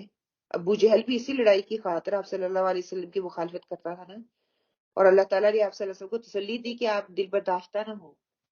حقیقت میں یہی لوگ، ان لوگوں کی مخالفت آپ کی ذات سے نہیں بلکہ آپ کے اس پیغام الہی سے ہے، جس کو یہ اچھے سے سمجھ رہے ہیں، سمجھنے کے بعد اس پہ عمل نہیں کرنا چاہتے، کیونکہ ان کے اپنے عملوں اور کرتوتوں کو بدلنا پڑے گا، اس وجہ سے یہ نہیں بدل رہے۔ تو یہ چیز جہاں پہ بتائی جا رہی ہے، آپ صلی اللہ علیہ وسلم کو تسلی دی جا رہی ہے کہ تم فکر نہیں کرو، تمہارے دل میں کوئی ایسی بات نہ آئے کہ جس کی وجہ سے تمہیں تکلیف ہو۔ آیت 33 کے روٹ ورڈ کیا ہے؟ لِيَحْزُنُكَ، حَزَانُون سے ہے کہ زمین کی سختی کے لیے آتا ہے، خشونت کے لیے آتا ہے، غمزدہ ہونا، غمگین کرنے کے لیے آتا ہے۔ یُکَذِّبُونَکَ، کاف با سے جھوٹ بولنا، جھوٹ اور افطرا کرنا۔ قرآن پاک میں صرف سچے آدمی کی تکذیب پر اس کا استعمال ہوا ہے، منافق کے لیے بھی یہ لفظ استعمال کیا جاتا ہے، جھٹلانے والے کے لیے۔ الظالمین، ظالمین سے ہے روشنی کا مدعوم ہو جانا، جہالت کے لیے، شرک کے لیے، فسق و فجور کے لیے۔ پیٹ، رحم، بچے دانی کی تاریکی، حق سے تجاوز کرنے کے لیے آتا ہے۔ دانتوں کی آب و تاب کے لیے یہ لفظ استعمال ہوتا ہے۔ بھی آیاتی، ہم بہت دفعہ یہ پڑھ چکے ہیں، حمزہ یا کہ علامت ظاہر کے لیے استعمال کیا جاتا ہے، ہر ظاہر شے کو کہتے ہیں، اصل شے کا ادراک کر لینا، چیز پر ٹھہرنا اور بلند عبارت کے لیے استعمال ہوتا ہے۔ یجحدون، جیم ہادال سے ہے کہ جان بوجھ کر انکار کر دینا، دل میں جس چیز کا اقرار ہو اس کا انکار کر دینا، جانتے بوجھتے، یہی یہ لوگ کر رہے تھے۔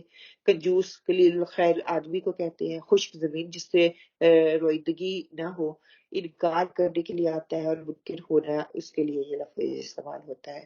تفسیری نکات میں ہم نے کیا سیکھا آیت 33 سے کہ قریش کی قبائلی عصبیت کا تذکرہ اور اللہ تعالیٰ کا آپ صلی اللہ علیہ وسلم کو تسلی دینا ہے۔ اللہ جانتا ہے کہ جو لوگ نبی کریم صلی اللہ علیہ وسلم کو جھٹلاتے ہیں، دراصل وہ لوگ اللہ کی آیتوں کا انکار کر رہے ہیں۔ آپ صلی اللہ علیہ وسلم کو نہیں جھٹلا رہے تھے، اللہ تعالیٰ کا پیغام جو آپ صلی اللہ علیہ وسلم کو پہنچاتے تھے اس کا وہ انکار کر رہے تھے۔ اللہ کی اپنے نبی کو صبر کی تلقین کی جا رہی ہے یہاں پہ۔ نبی کو جھٹلانے والے حق کے دشمن ہیں، اس لیے آپ صلی اللہ علیہ وسلم ان کی لغویات پر ملال نہ کریں، دل رنجیدہ نہ ہو، دل دکھی نہ ہو۔ یہ ان کی لغویات ہیں، بس انہوں نے یہ کرتے رہنا ہے۔ میرے اور آپ کے لیے بھی یہی پیغام نکلتا ہے کہ جب ہم اللہ کا پیغام، اللہ کی آیات کا پیغام دوسروں تک پہنچاتے ہیں، ہماری طرف پتھر آتے ہیں، ٹونٹ آتے ہیں، تنزع آتے ہیں، لوگ ہمیں برا سمجھتے ہیں، ہمیں لک ڈاؤن کرتے ہیں، تو ہمیں رنجیدہ نہیں ہونا۔ یہ شروع سے یہ ایک کہتے ہیں نا ریت چلتی آ رہی ہے، جب بھی حق بات پہنچائی جائے گی تو آپ کو تکلیف پہنچائی جائے گی۔ یہ ایک کہتے ہیں نا یہ ایک لازم و ملزم چیز ہے کہ جب بھی حق کی بات ہوگی تبھی بھی وہاں پہ آپ کو تکلیف پہنچانے کی کوشش کی جائے گی۔ اللہ کے نبی صلی اللہ علیہ وسلم کو تسلی دی جا رہی ہے کہ اصل تکذیب آیت الہی کی ہے، غلبہ دین کی یقین دہانی کروائی جا رہی ہے۔ مقصد کیا ہے؟ پیغام کو جٹلانا ہے ان لوگوں کا، اور صبر کرنے کی تلقین آپ صلی اللہ علیہ وسلم کو کی جا رہی ہے کہ یہ انہوں نے جٹلانا ہے اور تم نے صبر کرنا ہے۔ ہم نے سیکھا کیا ہے کہ پیغمبروں کا اپنی قوم کی اعزاز رسانیوں پر صبر یا بآخر ان کی مخالفین تباہ و برباد کر دیے جائیں گے۔ اللہ کی باتوں کو کوئی نہیں بدل سکتا۔ کل اللہ نے رسولوں کی مدد کی، آج وہی ہماری مدد کرے گا۔ اس بات کو مد نظر رکھتے ہوئے استقامت سے عمل کرنا ہے۔ حق والے ہی غالب ہو کر رہتے ہیں، پیچھے نہیں ہٹ جانا کسی بھی مخالفت کو دیکھتے ہوئے، بلکہ اللہ کا پیغام آگے پہنچاتے رہنا ہے، اور حق ہمیشہ غالب ہو کر رہتا ہے۔ کامیاب وہ ہے جو سنت کو سنے سمجھے، یاد رکھے اور دل میں جگہ دے۔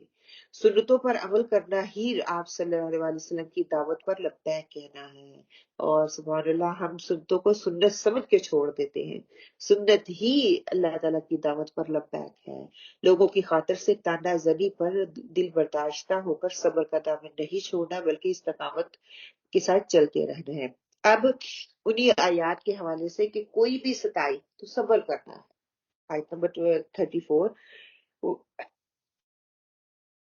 وَلَقَدْ كُذِّبَتْ، اور البتہ جٹلائے گئے، رسول جمع ہے رسل کی، جمع ہے رسول کی جمع ہے رسول، من قبل کا آپ سے پہلے، فصبروا پس صبر کیا انہوں نے، علی پر، ما کذبوا جو وہ جٹلائے گئے، وَأُوذُوا اور ستائے گئے، حتیٰ یہاں تک کہ آتاہم ان پر آ گئی، نصرنا ہماری مدد، ولا مبدل نہیں بدلنے والا، لکلمات اللہ اللہ کی باتوں کو، اور لقد البتہ تحقیق جاءک آپ کے پاس پہنچی، من سے، نبائی خبر، المرسلین رسولوں کی، وَلَقَدْ كُذِّبَتْ رُسُلٌ مِّن قَبْلِكَ فَصَبَرُوا عَلَىٰ مَا كُذِّبُوا وَأُوذُوا حَتَّىٰ أَتَاهُمْ نَصْرُنَا وَلَا مُبَدِّلَ لِكَلِمَاتِ اللَّهِ وَلَقَدْ جَاءَكَ بِالنَّبَإِ الْمُرْسَلِينَ، اور بہت سے پیغمبر جو آپ سے پہلے ہوئے ہیں ان کی بھی تکذیب کی گئی، جو کہ پہلے نبی گزر چکے ہیں ان کی بھی تکذیب کی جا چکی ہے،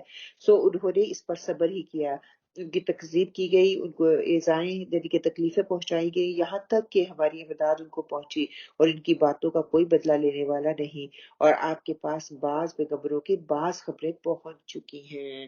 آپ صلی اللہ علیہ وسلم کو تسلی دی جا رہی ہے اب کہ ان کی جو آپ کو جٹلا رہے ہیں، ان کے لائے ہوئے پیغام کو وہ تسلیم نہیں کر رہے، اور اس کی تکلیف ہوتی ہے، ہمیں بھی ہوتی ہے نا جب ہم دیتے ہیں، تو آپ صلی اللہ علیہ وسلم کو بھی ہو رہی تھی، تو آپ صلی اللہ علیہ وسلم سے کہا جائے گھبرائے نہیں، پہلے انبیاء کا بھی یہی طریقہ انہوں نے اختیار کیا تھا، فصبروا علی ما کذبوا انہوں نے تکذیب شدہ چیزوں پر صبر کیا، برداشت کیا، وعوذوا اور انہیں تکلیفیں بھی پہنچائی گئی، یعنی کہ انہیں تکلیفیں نہیں پہنچائی گئی، انہیں تکلیفیں پہنچائی گئی، ان کو تکلیفوں میں مبتلا کیا گیا، پھر بھی انہوں نے صبر اور تحمل سے ہر تکلیف کو برداشت کیا، حتیٰ آتاہم نصرنا حتیٰ کہ ان کے پاس ہماری مدد آ پہنچی، مکذبین جن کے جٹلانے والے اللہ تعالیٰ کی گرفت میں آ گئے۔ مقصد یہ ہے کہ جس طرح پہلی امتوں نے صبر، نبیوں نے امتوں نے صبر کے ساتھ برداشت کیا، برداشت کا دامن انہوں نے تھامے رکھا، آپ بھی ویسے ہی اللہ کی مدد اپنے وقت پر پہنچ جائے گی، آپ بھی صبر کریں، وہ ایک خاص وقت مقرر ہے، آپ رنجیدہ نہ ہوں،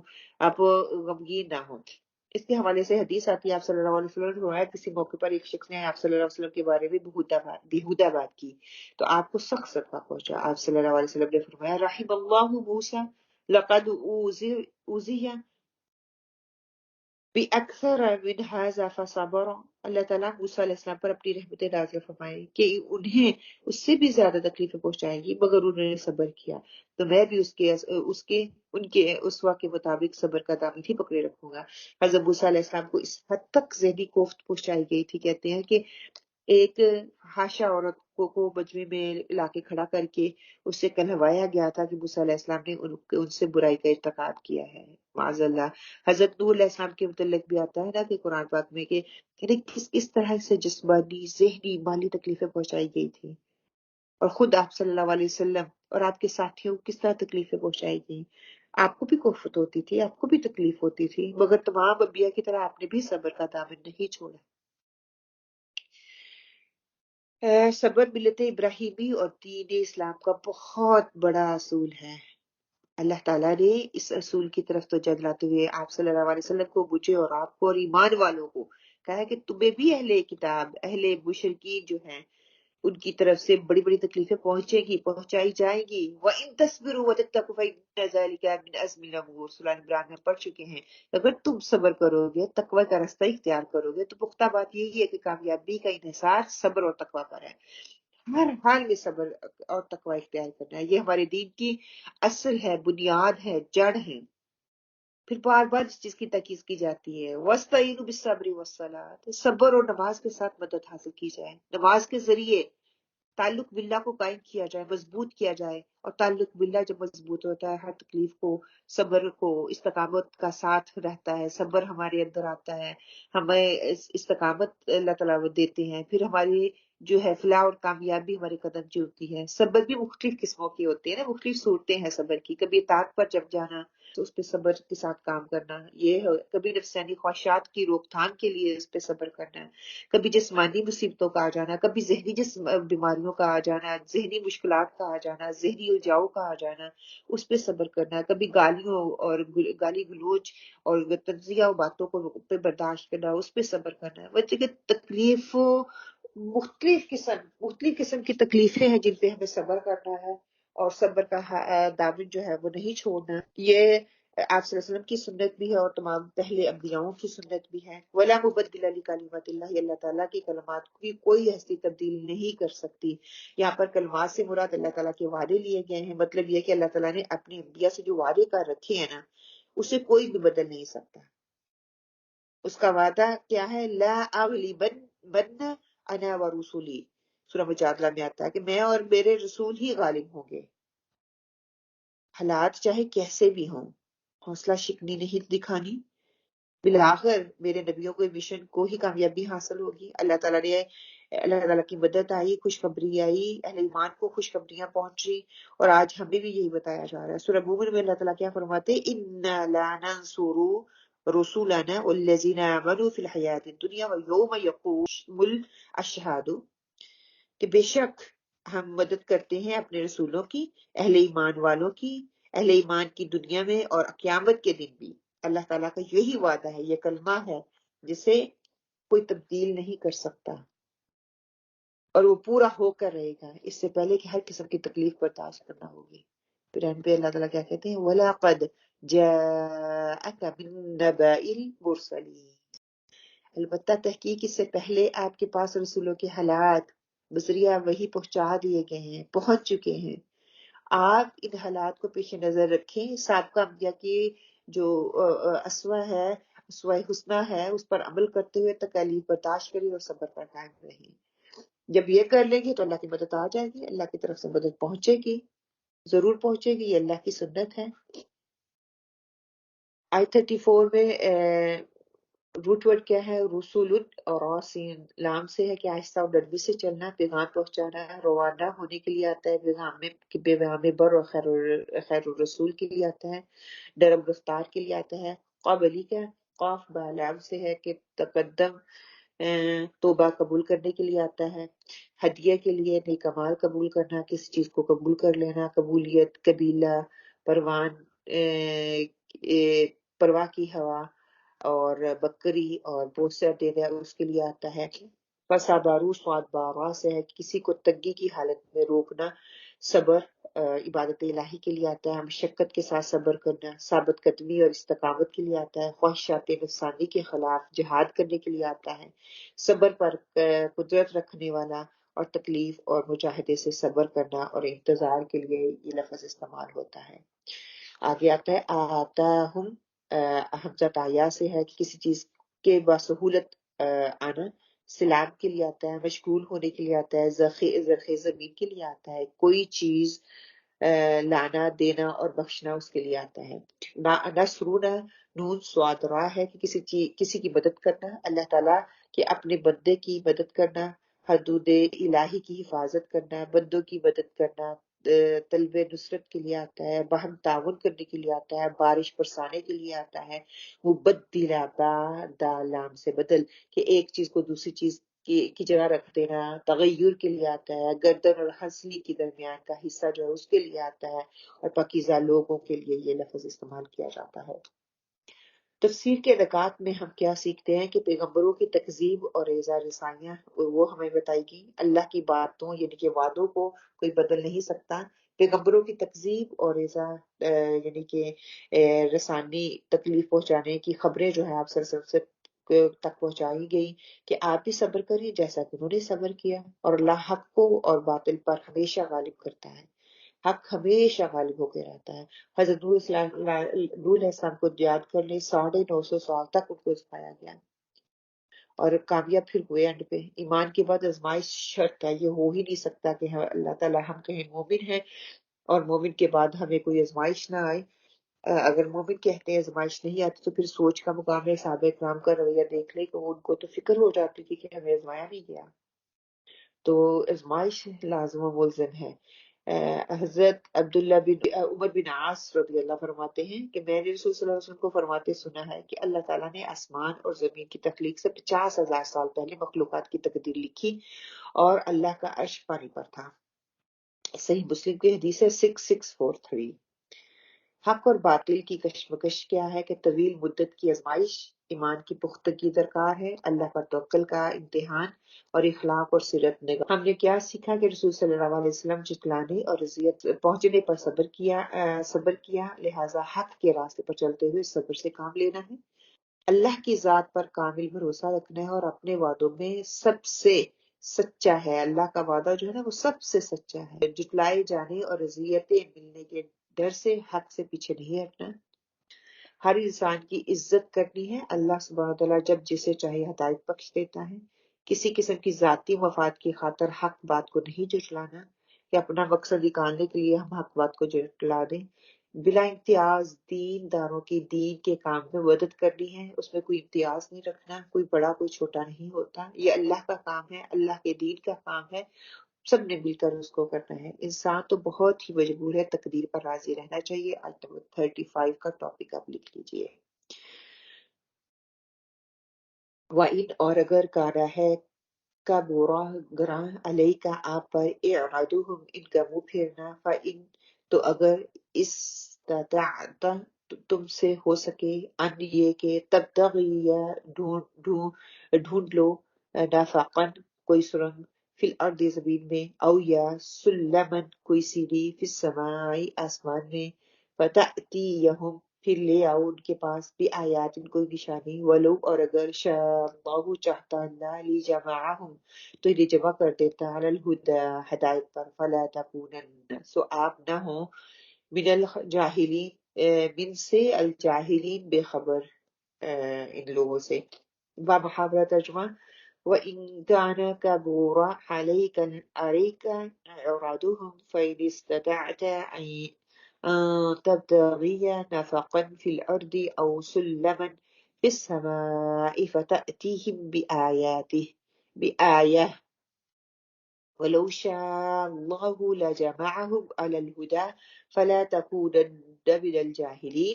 اگر آپ کو ان کا اعراض گراں گزرتا ہے تو آپ کو یہ قدرت ہے کہ زمین میں کوئی سرنگ یا آسمان میں کوئی سیڑھی ڈھونڈو اور پھر کوئی معجزہ لے آؤ، تو اگر اللہ کو منظور ہوتا تو ان سب کو جمع کر دیتا، سو آپ نادانوں میں سے نہ ہو جاؤ۔ یہاں پہ جو ہے آپ صلی اللہ علیہ وسلم کو بتایا جا رہا ہے کہ قبول حق کے لیے شدید خواہش رکھنے والے جو ہیں آپ صلی اللہ علیہ وسلم کے لیے حریص تھے، اب وہ کہہ رہے ہیں کہ اللہ تعالیٰ کو بتا رہے ہیں کہ ان کو اگر تو ان کا حق کے قبول حق سے راز آپ پر شان گزرتا ہے، آپ کو تکلیف ہوتی ہے، ظاہر ہے کہ آپ صلی اللہ علیہ وسلم کے قلب مبارک میں اس بات کی شدید خواہش تھی کہ آپ کی قوم کو لوگ جو ہے وہ ایمان کو قبول کر لیں، دوزخ سے وہ بچ جائیں، سخت بیہودہ باتیں آپ کے خلاف وہ کرتے تھے تو آپ کو تکلیف ہوتی تھی. وہ ذات کے لیے فرمائشیں وہ کرنے لگ گئے کہ ہمیں فلاں نشانی دکھاؤ، ہمیں فلاں نشانی دکھاؤ پھر ہم آپ کو مانیں گے.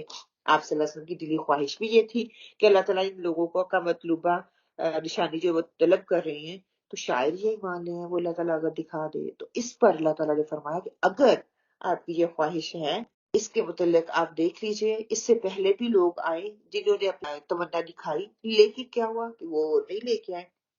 یہ اللہ تعالیٰ کی مصلیحت ہے. یہاں پہ وہ بتائی جا رہی ہے. دیکھیں سورۃ کہف کو ہم جب پڑھتے ہیں فَلَعَلَّكَ بَاخِعٌ نَفْسَكَ عَلَىٰ آثَارِهِمْ إِن لَّمْ يُؤْمِنُوا بِهَٰذَا الْحَدِيثِ آسَفًا کہ اے پیغمبر آپ اس بات پر اپنے آپ کو ہلاک نہ کریں کہ یہ لوگ اس آخری پروگرام یعنی کہ آپ کی تعلیمات پر ایمان نہیں لاتے. آپ اتنا زیادہ غم نہ کیا کریں. آپ ان لوگوں پر کوئی دروغہ بنا کر نہیں بھیجے گا، کوئی جبار بنا کر نہیں بھیجے گا کہ آپ ان کو زبردستی اسلام کی طرف لے آئیں.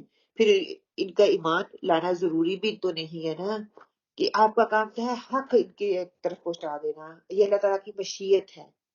وہ جانتا ہے کہ کس شخص کو نے قبول حق کرنا ہے، کس شخص نے ایمان لے کے آنا ہے، کس شخص نے آپ صلی اللہ علیہ وسلم کی تعلیمات کو مکمل طور پر لینا ہے، کون سا شخص ایسا ہے جو کہ اس سے دور جائے گا.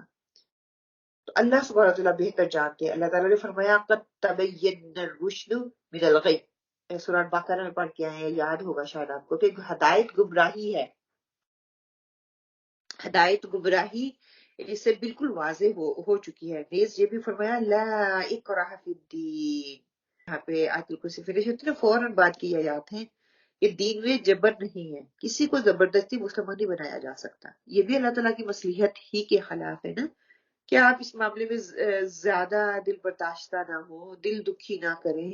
جس نے ہدایت لینی ہوگی وہ آپ کی ہدایت پر عمل کرے گا، وہ آپ کی بات کو مان جائے گا. اور جس نے نہیں لینی، جس نے حق درمی کا مظاہرہ کرنا ہے تو وہ کرے گا، وہ پھر ہدایت نہیں پائے گا.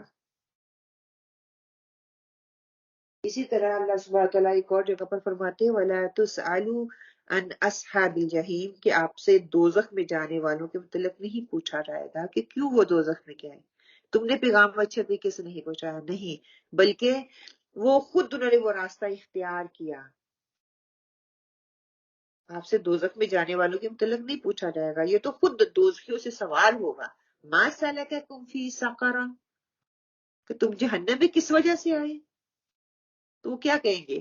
خود اعتراف کریں گے کہ ہم نماز نہیں پڑھتے تھے، ہم مساکین کو کھانا نہیں کھلاتے تھے، ہم اہل باطل کے ساتھ شامل تھے، ہم قیامت کے دن کا انکار کرتے تھے.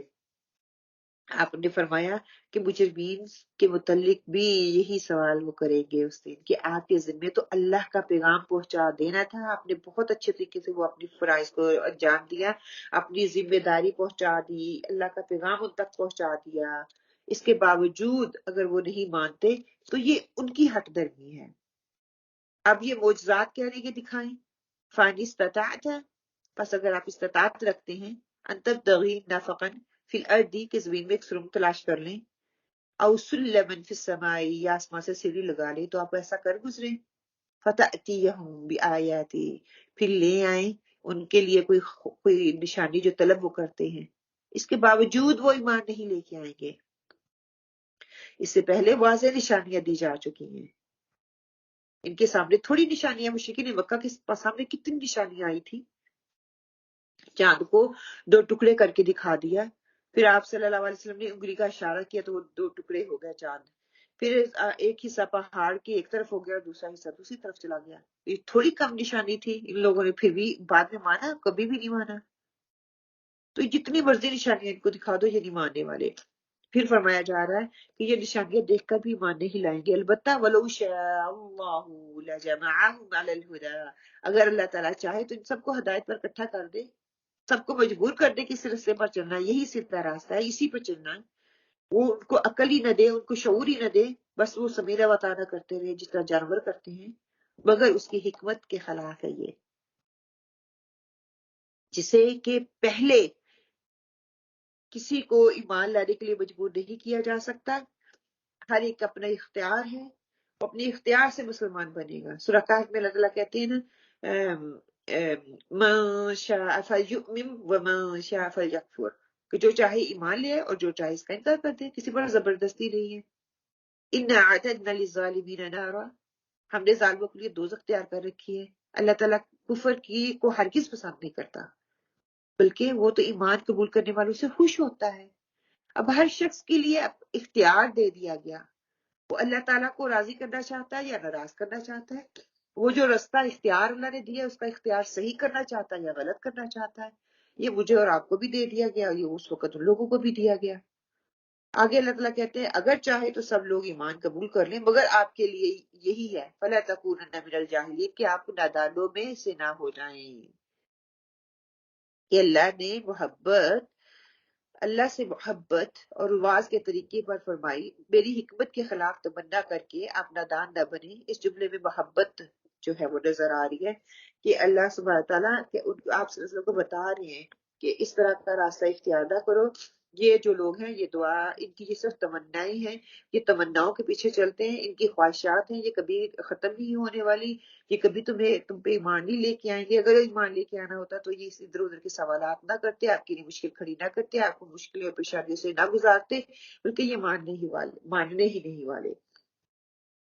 ایک کھلی وعید ان کو یہاں پہ سنائی جا رہی ہے۔ آیت نمبر 35 میں اللہ تعالیٰ فرماتے ہیں اعراضهم عن الرضا، کہ کسی چیز کی چڑائی لشکر کا جائزہ عارضۂ مرض کے لیے آتا ہے، داد کے لیے آتا ہے۔ ہر وہ شے جسے ثبات نہ ہو، پہلو وار بات کرنا جو سچ اور جھوٹ دونوں کے معنی دے۔ تب تغیب باغیہ سے ہے، کسی چیز کی طلب میں درمیانہ روی، ایک ہی حد سے تجاوز کی خواہش، حد سے تجاوز کر کے باطل یا شہبات میں واقع ہونا، زخم کا بہت زیادہ بگڑ جانا، کسی شے کی طلب میں مدد کرنا، ان سب کے لیے یہ لفظ جو ہے استعمال کیا جاتا ہے۔ تفصیلی نکات میں ہم نے کیا سیکھا؟ ہر دور میں ہر نبی سے معجزے کا مطالبہ کیا گیا۔ معجزے مانگنے والے معجزے پا کر بھی ایمان نہیں لاتے۔ اگر اللہ تعالیٰ چاہتا تو سب کو ہدایت دے دیتا، لیکن یہ اللہ تعالیٰ نے چوائس دے دی، مگر انسان کی پیدائش کا مقصد آزمائش ہے، وہ بھی بتا دیا گیا۔ اب فکری اور اخلاقی انقلاب کے لوازمات کیا ہمیں دے دیے گئے؟ صبر و استقامت، محنت اور مشقت، حکمت اور مصلحت، تدبر اور تفکر کرو تو اللہ تعالیٰ ضرور تمہیں جو ہے تمہاری فکر کو اور تمہاری اخلاقیات کو ابھارے گا ان چیزوں کے ذریعے۔ ہم نے کیا سیکھا؟ حق سے روگردانی کرنے اور بے رخی اختیار کرنے والوں میں شامل نہیں ہونا۔ اللہ چاہتا تو سب کو راہ راست پر جمع کر سکتا تھا، مگر یہی اختیار ہماری آزمائش بنا دیا اللہ تعالیٰ نے۔ اللہ سبحانہ تعالیٰ کے سوا کوئی بھی معجزہ دکھانے کی طاقت نہیں رکھتا، اللہ کے سوا۔ اللہ وحدہ لا شریک ہے جو معجزے دکھا سکتا ہے۔ ہم نے سیکھا کیا کہ اللہ سے اس کے معجزے نہیں مانگنے بلکہ حکمت سے کام لینا ہے۔ اللہ تعالیٰ سے استقامت مانگنی ہے، اللہ تعالیٰ سے راہ ہدایت مانگنی ہے، اللہ تعالیٰ اور پھر راہ ہدایت مانگنے کے بعد استقامت مانگنی ہے۔ اپنی مدت مہلت کو اپنے حق میں نیک اعمال کے ساتھ استعمال کرنا ہے، نہ کہ غلط کاموں میں۔ اگلی آیت چھوٹی سی آیت ہے، بہت بڑا مفہوم ہے اس کے اندر کہ سننے والے ہی قبول کرتے ہیں۔ جو سنتا ہے سمینا، پچھلے لیسن میں پچھلے ویک بھی ہم نے سمی پہ بات کی تھی، سمع یسمع استمع، کہ ایک غور سے سننا ہوتا ہے، ایک صرف سننا ہوتا ہے، کہ جو سننے والے ہیں وہی عمل کرتے ہیں۔ انما صرف وہ، یستجیب مانتے ہیں، الذین جو لوگ، یسمعون سنتے ہیں، والموتى اور مردے اور مردے، یبعثہم انہیں اٹھائے گا اللہ ثم پھر الیہ اس کی طرف یرجعون وہ لوٹائے جائیں گے۔ انما یستجیب الذین یسمعون والموتى یبعثہم اللہ ثم الیہ یرجعون، وہی لوگ قبول کرتے ہیں جو سنتے ہیں، اور مردوں کو اللہ زندہ کر کے اٹھائے گا، پھر سب اللہ ہی کی طرف لائے جائیں گے۔ کہ وہ ایسا وقت ہوگا جب اللہ سبحانہ و تعالیٰ لوگوں کو کہتے ہیں بے شک قبول وہ لوگ کرتے ہیں جو سنتے ہیں۔ جو آدمی سنتا نہیں، وہ توجہ نہیں دیتا، اس کو سنانے سے کوئی فائدہ ہی نہیں ہوتا۔ دوسرے مقام پر اللہ تعالیٰ فرماتے ہیں وَلَا تَكُونُوا كَالَّذِينَ قَالُوا سَمِعْنَا وَهُمْ لَا يَسْمَعُونَ۔ سورہ انفال میں بھی آتا ہے کہ ان لوگوں کی طرح نہ ہو جاؤ جو کہتے ہیں کہ ہم نے سن لیا، حالانکہ وہ سنتے نہیں۔ سننے کا فائدہ تو اس سے حاصل ہوگا جو کسی چیز پر توجہ دے گا، جو اسے سمجھنے کی کوشش کرے گا، اس کے دل میں وہ چیز جگہ گھرچ کر جائے گی۔ اور اس کے برخلاف کہ جو کہ کان ہے جس سے ہم سنتے ہیں، وہ ایک کان سے سنتا ہے دوسرے سے نکال دیتا ہے۔ वलमौत बअसहुम अल्लाह, और अल्लाह ताला मुर्दों को उठाएगा। इमाम राजी यहाँ पे कहते हैं कि यहाँ मुर्दों से मुराद काफिर हैं, और मतलब ये कि जिस तरह मुर्दों को सुनाने का कुछ फायदा नहीं, इसी तरह नाउजुबिल्लाह अस्तगफिरुल्लाह काफिरों को सुनाने का कोई फायदा नहीं, क्योंकि वो सुनना ही नहीं चाहते। वो दोनों बराबर हैं, मुर्दा हो या वो जिंदा, लेकिन है वो काफिर, इनकार करने वाले हैं।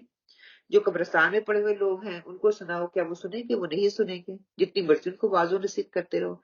इसी तरह ये काफिर लोग हैं, ये सुनने का नाम नहीं लेते। अल्लाह ताला ने इनको मुर्दा कहा कि मुर्दा करके उठाएगा, फिर वो सुनेंगे। तो आज का सुनना तो उसके लिए कुछ मुफीद नहीं, मगर वहां का सुनना भी मुफीद नहीं होगा। क्यों? क्योंकि वो दुनिया में सुन नहीं रहे, ईमान ला के नहीं दे रहे, वो तस्लीम ही नहीं कर रहे।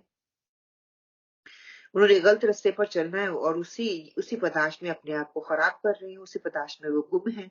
वही मंजर और मकसूद उनका है। सुम्मा इलैहि युरजाऊन, फिर उन सबको अल्लाह की तरफ लौटाया जाएगा, वो लौट जाएंगे। फिर मुहासबा होगा, और जब मुहासबा किया जाएगा, कहते हैं ना अकीदा या अमल होगा, उसके मुताबिक उसको जज़ा और सजा दी जाएगी। आप सल्लल्लाहु अलैहि वसल्लम और आपके साथियों को अल्लाह ताला यहाँ पे तसल्ली दे रहे हैं कि अगर काफिर आपकी बात नहीं मानते तो आप ज्यादा इसरार ना करें, उनकी ख्वाहिश के मुताबिक निशानियों की तमन्ना ना करें। ये ख्वाहिश ना करें कि उनको निशानियां दिखा दी जाएंगी तो वो ईमान ले आएंगे। ये हिकमत खुदाबंदी के खिलाफ है। आप अपना फर्ज अदा करते जाएं। किसी को हिदायत देना या गुमराह करना अल्लाह के इख्तियार में है। ये अल्लाह जिसको चाहता है उसको अता कर देता है। और फिर ये भी कि अल्लाह ताला की अता करदा अकल जैसी नेमत अल्लाह ताला को ने उसको दी, ठीक तौर पर उसका इस्तेमाल नहीं करते, उस बात का इदराक नहीं करते। वो क़यामत के दिन क्या होगा कि उस दिन ये नदामत उठाएंगे, उस दिन ये अपने उस मंतकी अंजाम को पहुंच जाएंगे। आज तो इनका लॉजिक जो है ना वो काम नहीं कर रहा, लेकिन उस दिन यही लॉजिक से, इसी लॉजिक से वो कहेंगे कि काश हम वापस जा ले, हम पीछे पड़ चुके हैं। यस्तजीबु जीम दालबा से कता करना, फैलने वाली, जवाब सवाल के मुकाबले में इस्तेमाल होता है। खैरात तलब करना ताबीर के लिए आता है। यसमाऊ सीन बीमाइन से है कि कुव्वत समाया, सुनना, फहमो और तदब्बर करना, गौर से सुनना, कान के सुराख, उसके लिए आता है। वल मौता, मौत से है, मीवाता, हयात की जिद है। हुस्न शऊर के जाइल हो जाने की को मौत कहते हैं। गम के लिए आता है, मौत के लिए आता है। जिस्म का तहलील होना या घटना, उसके लिए आता है। मुर्दे के लिए आता है। अलबत्ता इस हैवान खो को कहते हैं जिसकी रूह बगैर तज़किये के ज़ाइल हो जाती है। बजुज़ ज़मीन के या मौत का सामना करने वालों के लिए उसके लिए ये लफ्ज़ इस्तेमाल होता है। या बाअसुहुम, बाअस बा ऐन सा से है कि किसी चीज को उभारना, किसी की तरफ भेजना, ऊंट को उठाना और आजाद छोड़ देना, किसी को किसी काम के लिए भेजना। हशर का दिन के लिए आता है। नींद से उठाने के लिए ये लफ्ज़ इस्तेमाल किया जाता है। या तफसीरी निकात 36 से हमने क्या लिए कि वही लोग बात मान सकते हैं जो हक के तालिब बनकर सुने। जिद और हट दर्मी में मुबतला लोग मुर्दों की मानिद होते हैं। मुर्दों को क़यामत के दिन अल्लाह ताला उठाएगा, फिर वो इसकी तरफ लौटाए जाएंगे। हदीस क्या है आयत नंबर 36 के हवाले से कि हजरत अबू हुरैरा रवायत करते हैं कि आप सल्लल्लाहु अलैहि वसल्लम ने फरमाया, क़यामत के दिन तुम लोगों से हकदारों के हुकूक अदा करवाए जाएंगे, यहाँ तक कि बगैर सींग वाली बकरी का बदला सींग वाली बकरी से भी लिया जाएगा। सही मुस्लिम की हदीस है, 6580 इसका रेफरेंस है। दावत हक की पुकार पर लब्बैक कहने वाले कि हदायत की मतलाशी होते हैं, फहम फरासत के मालिक होते हैं, दूर अंदेशी के वो मालिक होते हैं, कल्ब सलीम रखने वाले होते हैं, सुन्नतों को अपनाने वाले होते हैं। हमने इससे सीखा कि आयत नंबर 36 है कि दावत हक सिर्फ वही लोग कबूल करते हैं जो इसे सुनते हैं। हक के मुनकरों को अल्लाह हालत कुफर में ही कब्रों से उठाएगा। हमारी रूह की जिंदगी हमारे ईमान के साथ है। गुनाहों की कसरत से दिल मुर्दा हो जाते हैं। अपनी अक्ल और फहम को हक हासिल करने के रास्ते में इस्तेमाल करना है। हक का साथ देकर अपनी दुनिया और आखिरत को खूबसूरत बनाना है। हक के खिलाफ नहीं बल्कि हक का साथ देना है। अब आयत नंबर 37 में अल्लाह ताला मुजरा सिर्फ अल्लाह ताला के इख्तियार में उस पे बात हो रही है। वक़ालू, और वो कहते हैं, लौला नुज़िला, क्यों नहीं उतारी गई अलैहि उस पर आयातुन कोई निशानी, मिन से रब्बिही उसका रब। कुल आप कह दीजिए, इन्ना बेशक अल्लाह अल्लाह कादिरुन कादिर है, अला पर अन के युनज़्ज़िला उतारे आयातन कोई निशानी, वलाकिन लेकिन अक्सरुहुम इनमें से अक्सर ला यअलमून नहीं जानते। وقالوا لو نزل عليه آيات من ربه قل إن الله قادر على أن ينزل آيات ولكن أكثرهم لا يعلمون. اور یہ لوگ کہتے ہیں کہ ان پر کوئی موجزہ کیوں نازل نہیں کیا گیا ان کے رب کی طرف سے. آپ فرما دیجئے کہ اللہ تعالیٰ کو بے شک پوری قدرت رکھتا ہے اس پر کہ وہ موجزہ نازل فرما دے، لیکن ان میں اکثر بے خبر ہے، اکثر جو ہے ان کو خبر ہی نہیں ہے. اب یہاں پہ منکرین نے جو انکار کرنے والے ہیں وہ نشانی کا مطالبہ کر رہے ہیں، اور ان کو بتایا جا رہا ہے کہ یہ صرف اللہ کے اختیار میں ہے کہ آپ صلی اللہ علیہ وسلم کو ہدایت دی جا رہی ہے. ان کو بتا دیجئے کہ ان کو کہہ دیں کہ یہ منکرین نے کہا ہے نا کہ انہیں کوئی نشانی کیوں نہیں اتاری جاتی ہے، اللہ تعالیٰ کوئی نشانی آپ کی طرف کیوں نہیں اتارتا. تو ان کو بتا دیجئے، کہہ دیجئے اے پیغمبر ان اللہ قادر علی ان ينزل آیات، بے شک اللہ تعالیٰ نشانی اتارنے پر قادر ہے. جس چیز کی نشانی بھی طلب کرتے ہو اللہ تعالیٰ پیش کرنے کی طاقت رکھتا ہے، یہ نہیں کہ اس کے اندر طاقت نہیں ہے. اس لیے کچھ مشکل نہیں ہے، ہمارے لیے مشکل ہو سکتی ہے، اللہ کے لیے کچھ مشکل نہیں ہے. مگر بات یہ ہے ولیکن اکثرهم لا يعلمون، ان میں سے اکثر بے علم ہے، بے سمجھ ہے، اس چیز کی سمجھ ہی نہیں رکھتے، اس چیز کا شعور ہی نہیں رکھتے، اس چیز کا ادراک ہی نہیں رکھتے. آپ صلی اللہ علیہ وسلم کے ہاتھ میں نشانیاں تو ظاہر ہوتی رہتی ہیں، مگر ان کو جو ہے اللہ تعالیٰ کے کن سے وہ اللہ تعالیٰ ظاہر کرتے ہیں. اب یہاں پہ یہ بتایا جا رہا ہے کہ یہ حکمت الہی ہے، اگر معجزات کو طلب کرنا ہے تو اللہ سے مانگو، اللہ تمہیں معجزے دے گا. آپ صلی اللہ علیہ وسلم سے کیوں مطالبے کرتے ہو؟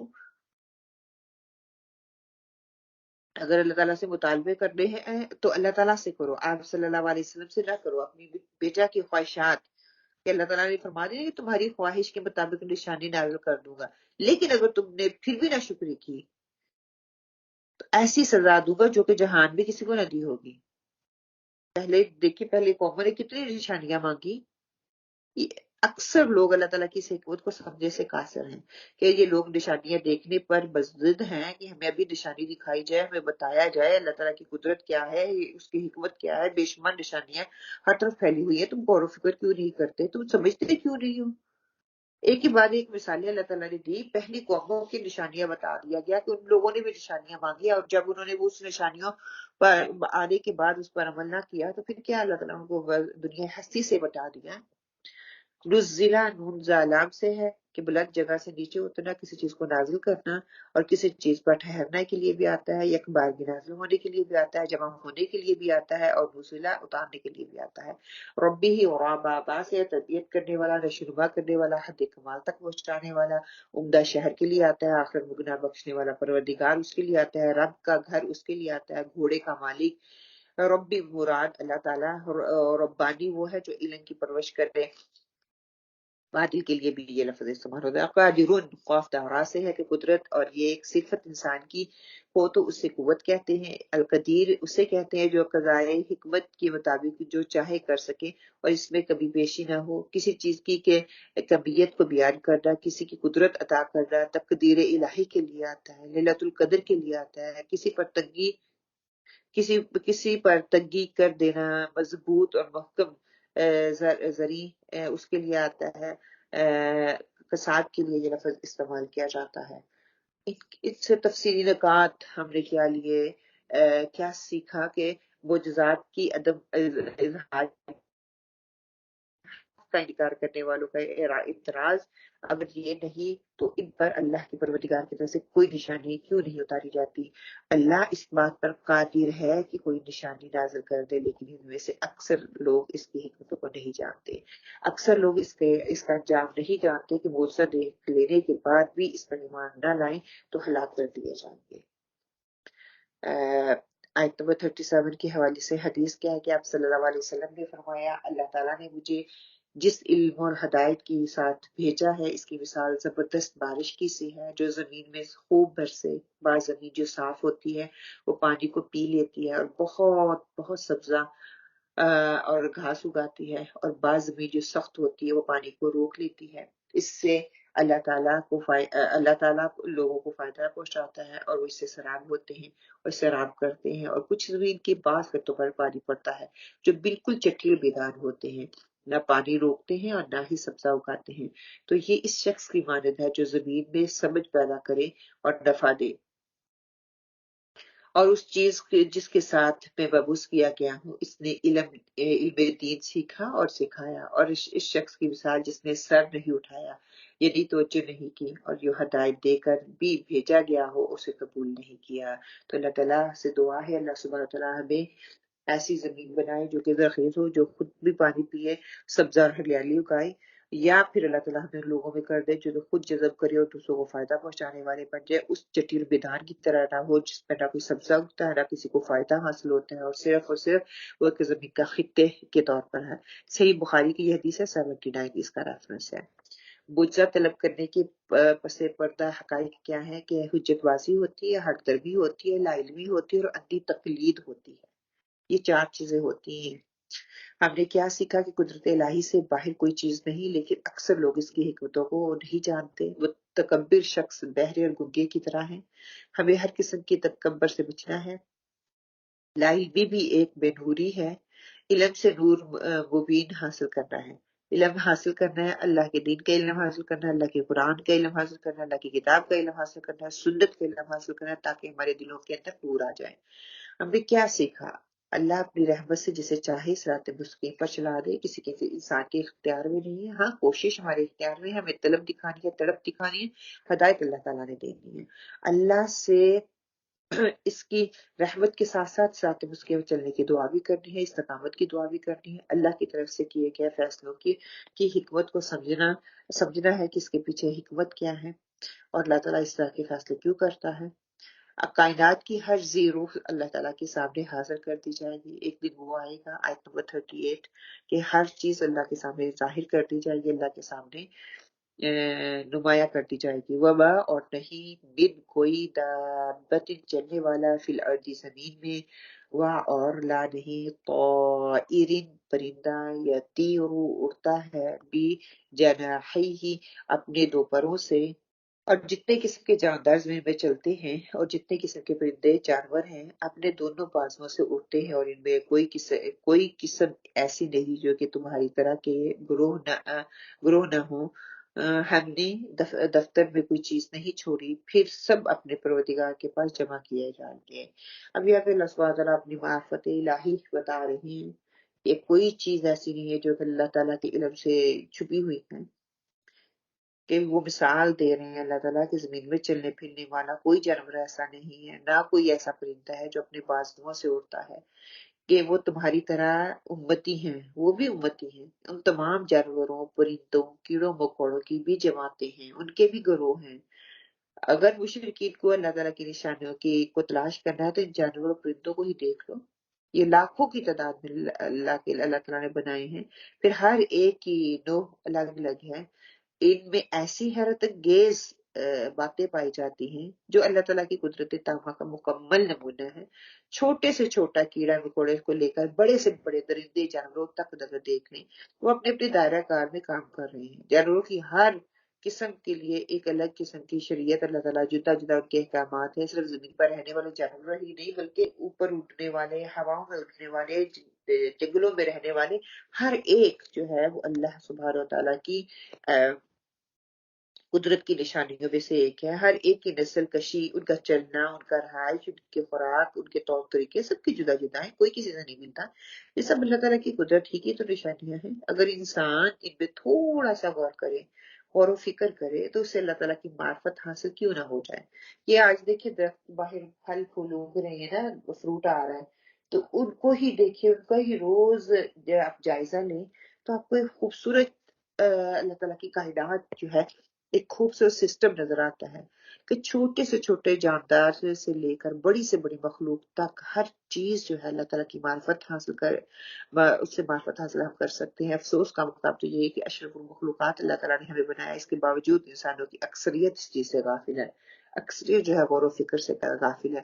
حضرت ابو ہریرہ سے روایت ہے کہ اللہ تعالیٰ فرماتے ہیں کہ تمام جانور، چرند پرند میری توحید کو مانتے ہیں، میری تسبیح کرتے ہیں، میری حمد و ثنا کرتے ہیں، یہ سب قدرت کی نشانیاں ہی تو ہیں۔ اسی طرح اللہ سبحانہ وتعالیٰ بنی اسرائیل، سورہ بنی اسرائیل میں آتا ہے وَإِن مِّن شَيْءٍ إِلَّا يُسَبِّحُ بِحَمْدِهِ وَلَٰكِن لَّا تَفْقَهُونَ तस्बीहहुम कि तमाम चीजें अल्लाह ताला की तस्बीह बयान करती हैं मगर तुम उनकी जबान और तस्बीह को नहीं समझ सकते।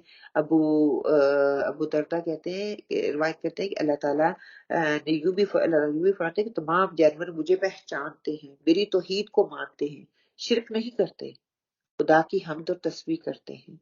एक दफा का जिक्र है कि आप सल्लल्लाहु अलैहि वसल्लम कहीं जा रहे थे, देखा कि दो बकरियां आपस में गुत्थम गुत्था हो रही हैं, लड़ रही हैं।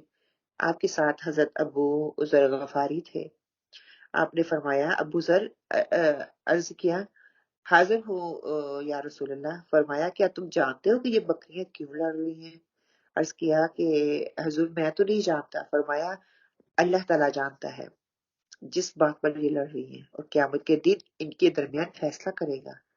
इसी तरह तिर्मिज़ी की हदीस में भी आता है कि आप सल्लल्लाहु अलैहि वसल्लम ने फरमाया, तमाम हकूक उनके अहल तक पहुंचाए जाएं, हत्ता कि यहाँ तक अल्लाह ताला क़यामत के दिन बेसिंग जानवर को सिंग वाले जानवर से कसास दिलवाएंगे। सिंगों वालों ने उस पर जुल्म क्यों किया? तमाम जानवरों के दरमियान अदल इंसाफ किया जाएगा, अल्लाह ताला किसी को छोड़ेगा नहीं। जब जानवरों के मुतल्लिक इस कदर सख्त अहकामात है, उनकी बाज़पुरस की जाएगी, तो फिर जालिम इंसान अपने जुल्म का बदला पाए बगैर कैसे रह सकेगा, कैसे बच सकेगा? जानवर और परिंदे भी तुम्हारी तरह उम्मत हैं और हर एक के अलग अलग अहकामात है जिनके मुताबिक वो अपनी जिंदगियां गुजार रहे हैं, वो अल्लाह ताला की नाफरमानी नहीं कर रहे। देखिए चींटियों के बारे में कितना खूबसूरत है ना कि वो 40 साल तक जो है चींटी जो है आज की साइंस को अगर हम देखते हैं वो क्या कि कैसी चींटी कैसी मखलूक है, उनके बारे में कैसे उन्होंने रिसर्च किया है, किस तरह से वो बताते हैं कि वो अपने रस्म और रिवाज खुराक को जमा करने का क्या तरीका है उनका, मुर्दे को दफन करने, सुलह जंग के अहकामात, ऐसी सारी चीजें जो है वो एक जिंदा चींटी दूसरी मुर्दा चींटी को उठाने जा रही होती है। उसका क्या मकसद होता है कि मुहक्किकीन कहते हैं कि चींटियों के कब्रिस्तान होते हैं, वो अपने मुर्दों को दफन करते हैं, मरने वाली चींटियों के वैसे ही नहीं छोड़ दिया जाता। चींटियों की खुराक जमा करने का एक मौसम होता है, उस मौसम में वो अपनी खुराक को जमा करती है, उसको जखीरा करती है। उस काम के लिए चींटी की ड्यूटियां लगाई जाती हैं, वो एक पूरे मुनज्जम तरीके से पूरा काम करती हैं। वो देख लें जब हम सुलेमान अलैहिस्सलाम का पढ़ते हैं तो वहां पे जब अपने लश्कर को लेके जा रहे होते हैं तो चींटी उसको देखती है, आवाज सुनती है तो क्या कहती है कि सुलेमान अलैहिस्सलाम का लश्कर आ रहा है, वो हमें अपने पाँव के नीचे रोन देंगे, जल्दी से बिल के अंदर चले जाओ। मतलब कि ये एक बहुत मुनज्जम तरीके से काम करती हैं। कहती हैं कि इनके अंदर जो है ना सुलह जंग के असूल मुरव्वज होते हैं, राइज होते हैं। तहकीक कुंदाकान कहते हैं कि इन चींटियों में दूध देने वाले जानवर भी इन्हीं की नस्ल से होते हैं जिनसे ये दूध हासिल करते हैं। सब कुछ कुदरत की हैरत अंगेज शिकार है।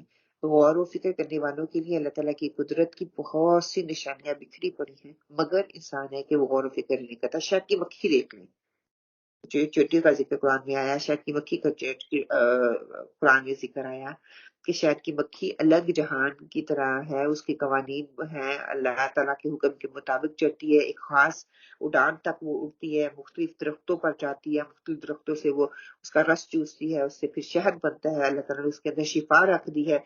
वो अपनी जिंदगी में एक चम्मच शहद ही वो बस तैयार कर पाती है, उसके बाद वो खत्म हो जाती है। बस उसकी यही जिंदगी है, और जितनी देर उसकी जिंदगी है वो अल्लाह ताला की नाफरमानी में नहीं बल्कि अल्लाह ताला की अताअत में वो गुजार देती है। कुरान पाक में आता है, व औहा रब्बुका इलल नहली, तेरे रब ने शहद की मक्खियों की फितरत में ये बात डाल दी है कि वो पहाड़ों और दरख्तों में अपना घर बनाए और हर किस्म के फल खाएं, फिर उनकी पेटों से शिफा बख्श मशरूब निकलता है। फरमाया, इन्न फी ज़ालिका लआयातिन लिक़ौमिन यतफक्करून, इस पूरे निजाम में साहब गौर व फिक्र लोगों के लिए निशानियां हैं। इन मक्खियों की फितरत में दाखिल है कि वो निजासत पर नहीं बैठती, बल्कि उनकी शरीयत का एक कानून है, वो हमेशा पकीज़ा चीजों पर बैठती हैं। शहद की मक्खी हमेशा मिठास वाले फूल पे बैठेगी, फल पे बैठेगी, किसी गंदगी वाली चीज पे नहीं वो बैठती। अगर मक्खियों को पता चल जाए कि इनमें से किसी मक्खी जो है वो नापाक जगह से होके आई है तो वो उसको खत्म कर देती हैं, उनको सजाई मौत दी जाती है। ये उनका उनके यहाँ एक पूरा ये कुदरत का निजाम है। अक्लमंदों के लिए निशानियां काफी हैं। फिर परिंदों की जिबिल्लत के बारे में बता देखें कि तमाम तर परिंदे जो हैं वो जानवर जो हैं अल्लाह ताला ने उनकी एक जिस तरह हम उम्मतों की शक्ल में उनकी उम्मतें बनाई हुई हैं, उनकी भी अपनी बस्तियां हैं یہاں پہ وہ رہتے ہیں، وہ اللہ تعالیٰ کی معرفت رکھتے ہیں، اللہ تعالیٰ کی وحدانیت کو وہ تسلیم کرتے ہیں۔ ایک روایت میں آتا ہے کہ تمام جاندار اپنے معبود کو بھی پہچانتے ہیں، اپنی روزی کے ذرائع کو بھی جانتے ہیں، نر و مادہ ایک دوسرے کے خوب پہچانتے ہیں اور آپس کے تعلقات کے لیے آبادہ رہتے ہیں۔ چڑیوں اور کبوتروں کی مثال لے لیں، تنکا تنکا اکٹھا کر کے خود ہی اپنا گھونسلہ بناتے ہیں، پھر چڑی اور کبوتر اس میں انڈے دیتے ہیں جنہیں نر اور مادہ باری باری سیتے ہیں۔ جب بچے نکلتے ہیں تو دونوں ان کی پرورش کے ذمہ داری کو قبول کرتے ہیں۔ نر اور مادہ اپنے اپنے منہ سے خوراک لاتے ہیں اور بچوں کے منہ میں ڈالتے ہیں۔ کیا یہ سب اللہ تعالیٰ کی نشانیاں نہیں ہیں؟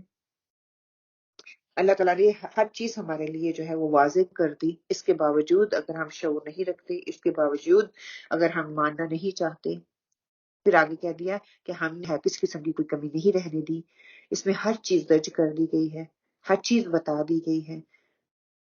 سورہ نام میں اللہ تعالیٰ فرماتے ہیں وَلَا رَطْبٍ وَلَا يَابِسٍ إِلَّا فِي كِتَابٍ مُبِينٍ کہ ہر خشک اور تر چیز کا بیان اللہ تعالیٰ نے اس قرآن مجید میں موجود کر رکھ دیا ہے۔ ہر شخص کا نام اعمال بھی تیار ہو رہا ہے، محاسبہ بھی ہو رہا ہے، اس وقت وہ سامنے جب قیامت کا دن ہوگا اس کے سامنے رکھ دیے جائیں گے، اس میں بھی انسان کا ہر عمل شامل ہو جائے گا۔ تو فرمایا جائے گا یہ کتاب کس چیز کی اس میں کمی چھوڑی، اللہ نے ہر چیز اس میں رکھ دی ہے۔ ثم الی ربہم یحشرون پھر سب کو اپنے رب کی طرف اکٹھا کیا جائے گا، اس کا حساب کتاب کیا جائے گا۔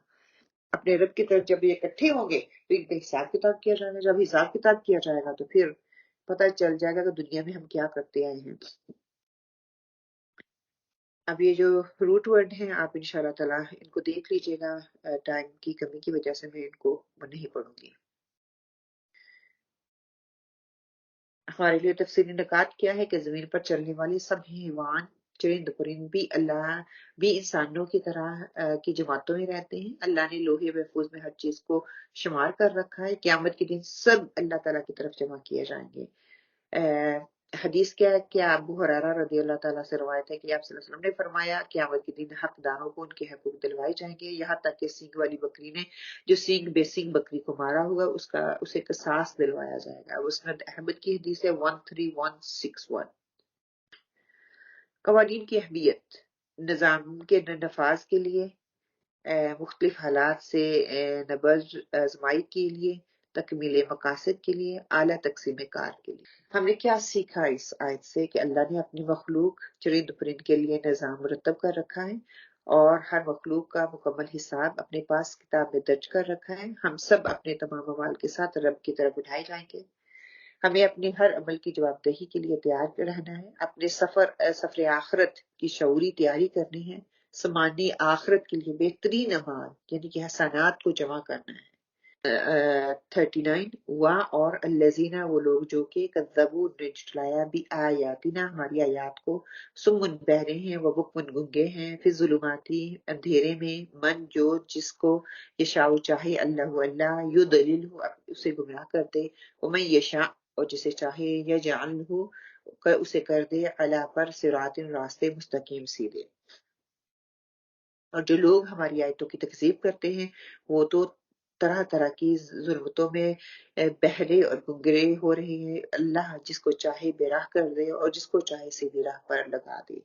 اب یہ کھلا ہی اللہ تعالیٰ نے بتا دیا جہاں پہ کہ جو مکذبین ہیں، جو کہ جٹلانے والے، ان کی کیا حالت ہے۔ جن لوگوں نے اللہ تعالیٰ کی آیات کو جٹلا دیا وہ کیا ہے، سمون بکون، وہ بہرے اور گنگے ہیں۔ جس نے اللہ تعالیٰ کی آیات الہی سے فائدہ ہی نہ اٹھایا، جس نے اس کو حق مانا ہی نہیں، حق کو سنا ہی نہیں، وہ بہرے ہی رہے۔ جس نے ایمان کا حکم زبان سے ادا ہی نہیں کیا، گنگا رہا۔ پھر ظلماتی وہ اندھیروں میں ہے، وہ بھٹک رہے ہیں، وہ کفر اور شرک اور نفاق اور بدعات کے اندھیروں میں پڑ گئے ہیں۔ منکرین اور مکذبین جو ہے وہ اسی طرح روشنیوں سے دور ہوتے ہیں۔ اللہ تعالیٰ ان کے دلوں کو روشن نہیں کرتا، ان کو منور نہیں کرتا۔ اللہ سبحانہ تعالیٰ قرآن پاک میں سورہ ابراہیم میں کہتے ہیں کہ لِتُخْرِجَ النَّاسَ مِنَ الظُّلُمَاتِ إِلَى النُّورِ تاکہ آپ اس کے ذریعے لوگوں کو اندھیرے سے نکل کر روشنی میں لے کے جائیں۔ مگر یہ بدقسمت لوگ ہیں کہ اس سے محروم ہیں، کہ یہ قرآن کی آیات ہیں، ہمیں اندھیروں سے نکال کر ہمیں روشنی کی طرف لے کے جاتی ہیں۔ من یشاء اللہ یضللہ جسے چاہے اللہ تعالیٰ اس کو اللہ تعالیٰ ہدایت دے دیتا ہے، جسے چاہے اسے گمراہ کر دیتا ہے۔ اور اس کا اصول یہی ہے کہ جو شخص ضد اور عناد کا کو اختیار کرتا ہے، ہٹ درمی دکھاتا ہے، اللہ تعالیٰ اس کو ہدایت نہیں دیتا۔ قرآن پاک کا فیصلہ ہے نا، اللہ تعالیٰ کیا کہتے ہیں، واللہ لا یہدی القوم الظالمین، اللہ تعالیٰ ظلم کرنے والوں کو ہدایت نہیں دیتا، ہدایت سے نہیں نوازتا۔ جب ظلم کو کوئی ترک کر کے نیکی کو اختیار کرے گا، اس کے لیے کوشش کرے گا، اس کے لیے جہد کرے گا، کفر شرک کی بجائے ایمان و توحید پر اپنا عقیدہ رکھے گا، نیکی کے لیے تڑپ رکھے گا، اس میں اس کے اندر وہ تڑپ پیدا ہوگی، پھر اس کے لیے کوشش کرے گا، تو اللہ تعالیٰ اس کے لیے ہدایت کے راستے کو واضح کر دے گا۔ اللہ تعالیٰ اس کے لیے اس میں آسانیاں پیدا کر دے گا۔ اور ہر وہ شخص جو کہ اس چیز کی صلاحیت رکھتا ہے، اس کو طلب کرنا چاہتا ہے، وَمَن يَشَاءُ يَجْعَلْهُ عَلَىٰ صِرَاطٍ مُسْتَقِيمٍ، جس کو چاہتا ہے صراط مستقیم پر ڈال دیتا ہے اور کہتا ہے کہ اس راستے پر چلو، ھذا صراط علی مستقیم، علی مستقیم، یہ سورہ حجر میں آتا ہے، یہی سیدھا راستہ ہے۔ فرمایا کہ تمام تر نشانیاں طلب کرتے ہو، تم نشانیوں کو ڈھونڈ رہے ہو، حالانکہ تمہارے ارد گرد لاکھوں کی تعداد میں نشانیاں ہیں، تم اس پہ غور و فکر کرو، سمجھو تو صحیح۔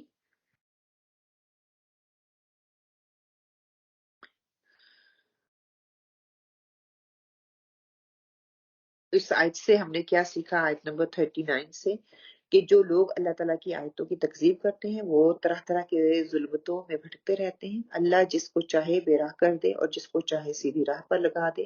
جن لوگوں نے اللہ کی آیتوں کو جھٹلایا وہ اندھیروں میں بھٹکتے رہتے ہیں اور وہ گنگے اور بہرے ہیں، وہ سننا ہی نہیں چاہتے، بولنا ہی نہیں چاہتے، ہدایت حاصل ہی نہیں کرنا چاہتے۔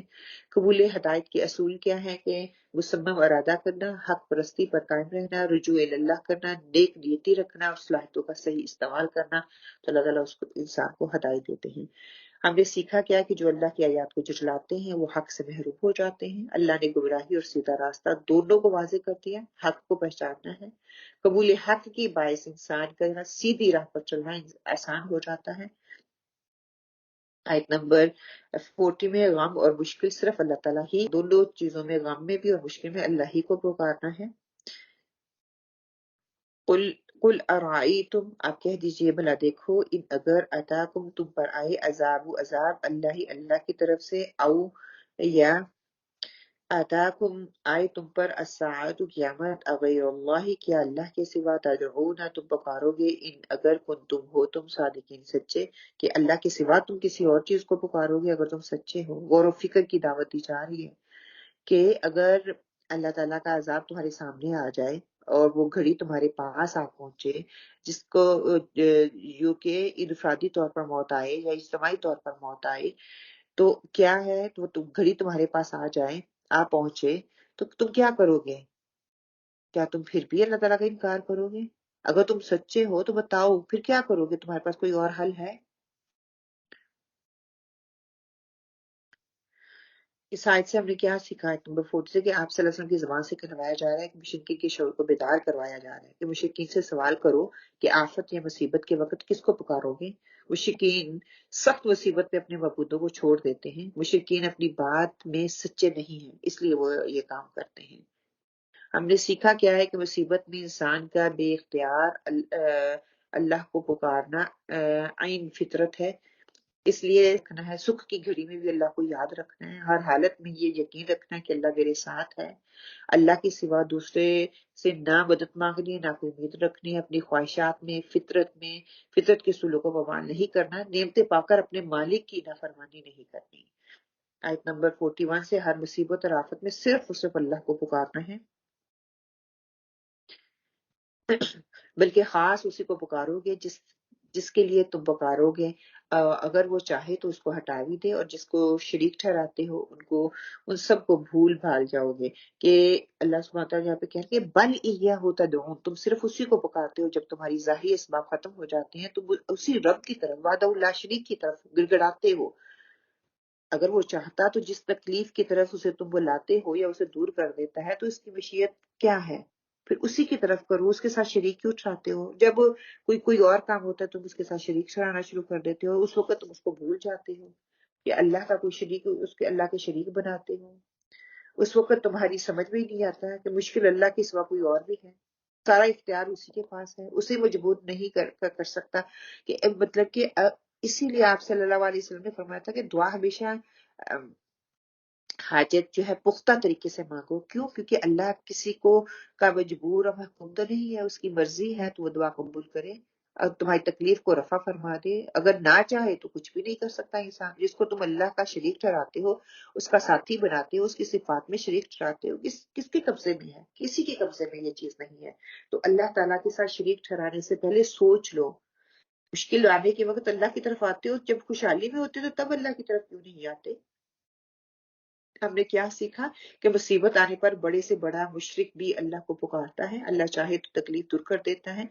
इकरमा बिन अबू जहल के इस्लाम कबूल करने का तज़किरा यहाँ में बताया गया। और समंदर और खुश्की में अल्लाह ही कारसाज है। तौहीद इंसान की फितरत में मौजूद है, लेकिन इंसान जब उसके खिलाफ जाता है तो वो फितरत के खिलाफ जाता है। फितरत इंसानी की पुकार क्या है कि मुसीबत और आफात में वो अल्लाह ही को पुकारता है। बड़ी से बड़ी मुश्किल भी दुनियावी सहारों में गुम हो जाती है, फिर वो उनकी तरफ नहीं जाता, वो अल्लाह ही की तरफ पलटता है। सुभान अल्लाह। हमने सीखा गया कि मौत के वक्त दहरिये की जबान से भी अल्लाह का नाम निकलता है। अपनी फितरत में वजूद हक को जुटलाना नहीं, अपनाना है। अल्लाह के सिवा किसी तकलीफ को दूर कोई नहीं कर सकता, इस बात का यकीन रखना है। हर मुसीबत और आफत में भी सिर्फ अल्लाह ही को पुकारना है। सुब्हानकल्लाहुम्मा व बिहम्दिका अशहदु अल्ला इलाहा इल्ला अंता वस्तगफिरुका व अतूबु इलैक व अक़ूलु क़ौली हाज़ा वस्तगफिरुल्लाह ली व लकुम आमीन अल्लाहुम्मा आमीन। अल्लाह ताला से दुआ करती हूँ अल्लाह सुब्हान ताला यहाँ पे बैठना हमारे लिए बाइस से अजर बना दे। अल्लाह सुब्हान ताला बाइस से निजात बना दे। हमारा एक एक लम्हा जो हम कुरान के साथ स्पेंड कर रहे हैं, अल्लाह सुब्हान ताला इसको हमारे लिए आखिरत में बेहतरीन अजर का सबब बना दे। अल्लाह सुब्हान ताला हमें दीन के लिए खास कर ले। अल्लाह ताला हमें ज़ाया ना करना, अल्लाह ताला हमारी सलाहियतों को ज़ाया ना करना, हमें हमारी सलाहियतों को, हमें हमारे वक्त को तेरे दीन के लिए सर्व करने के लिए हमें खास कर ले। हमारे बच्चों को दीन के लिए खास कर ले, हमारे बच्चों से दीन का काम ले। ए परवरदिगार अलम, जो भी आज हमने पढ़ा है वो हक और सच है। ए परवरदिगार, कोई भी बात जो मेरे मुंह से दानिस्ता तौर पर निकल आई है वो हमारे दिलों से महव कर दे, हमारे दिलों से निकाल दे। जो हक और सच बात है उसको हमारे दिलों में रासिख कर दे, उस पर हमें अमल करने की तौफीक अता फरमा। आमीन अल्लाहुम्मा आमीन। अस्सलामु अलैकुम व रहमतुल्लाह।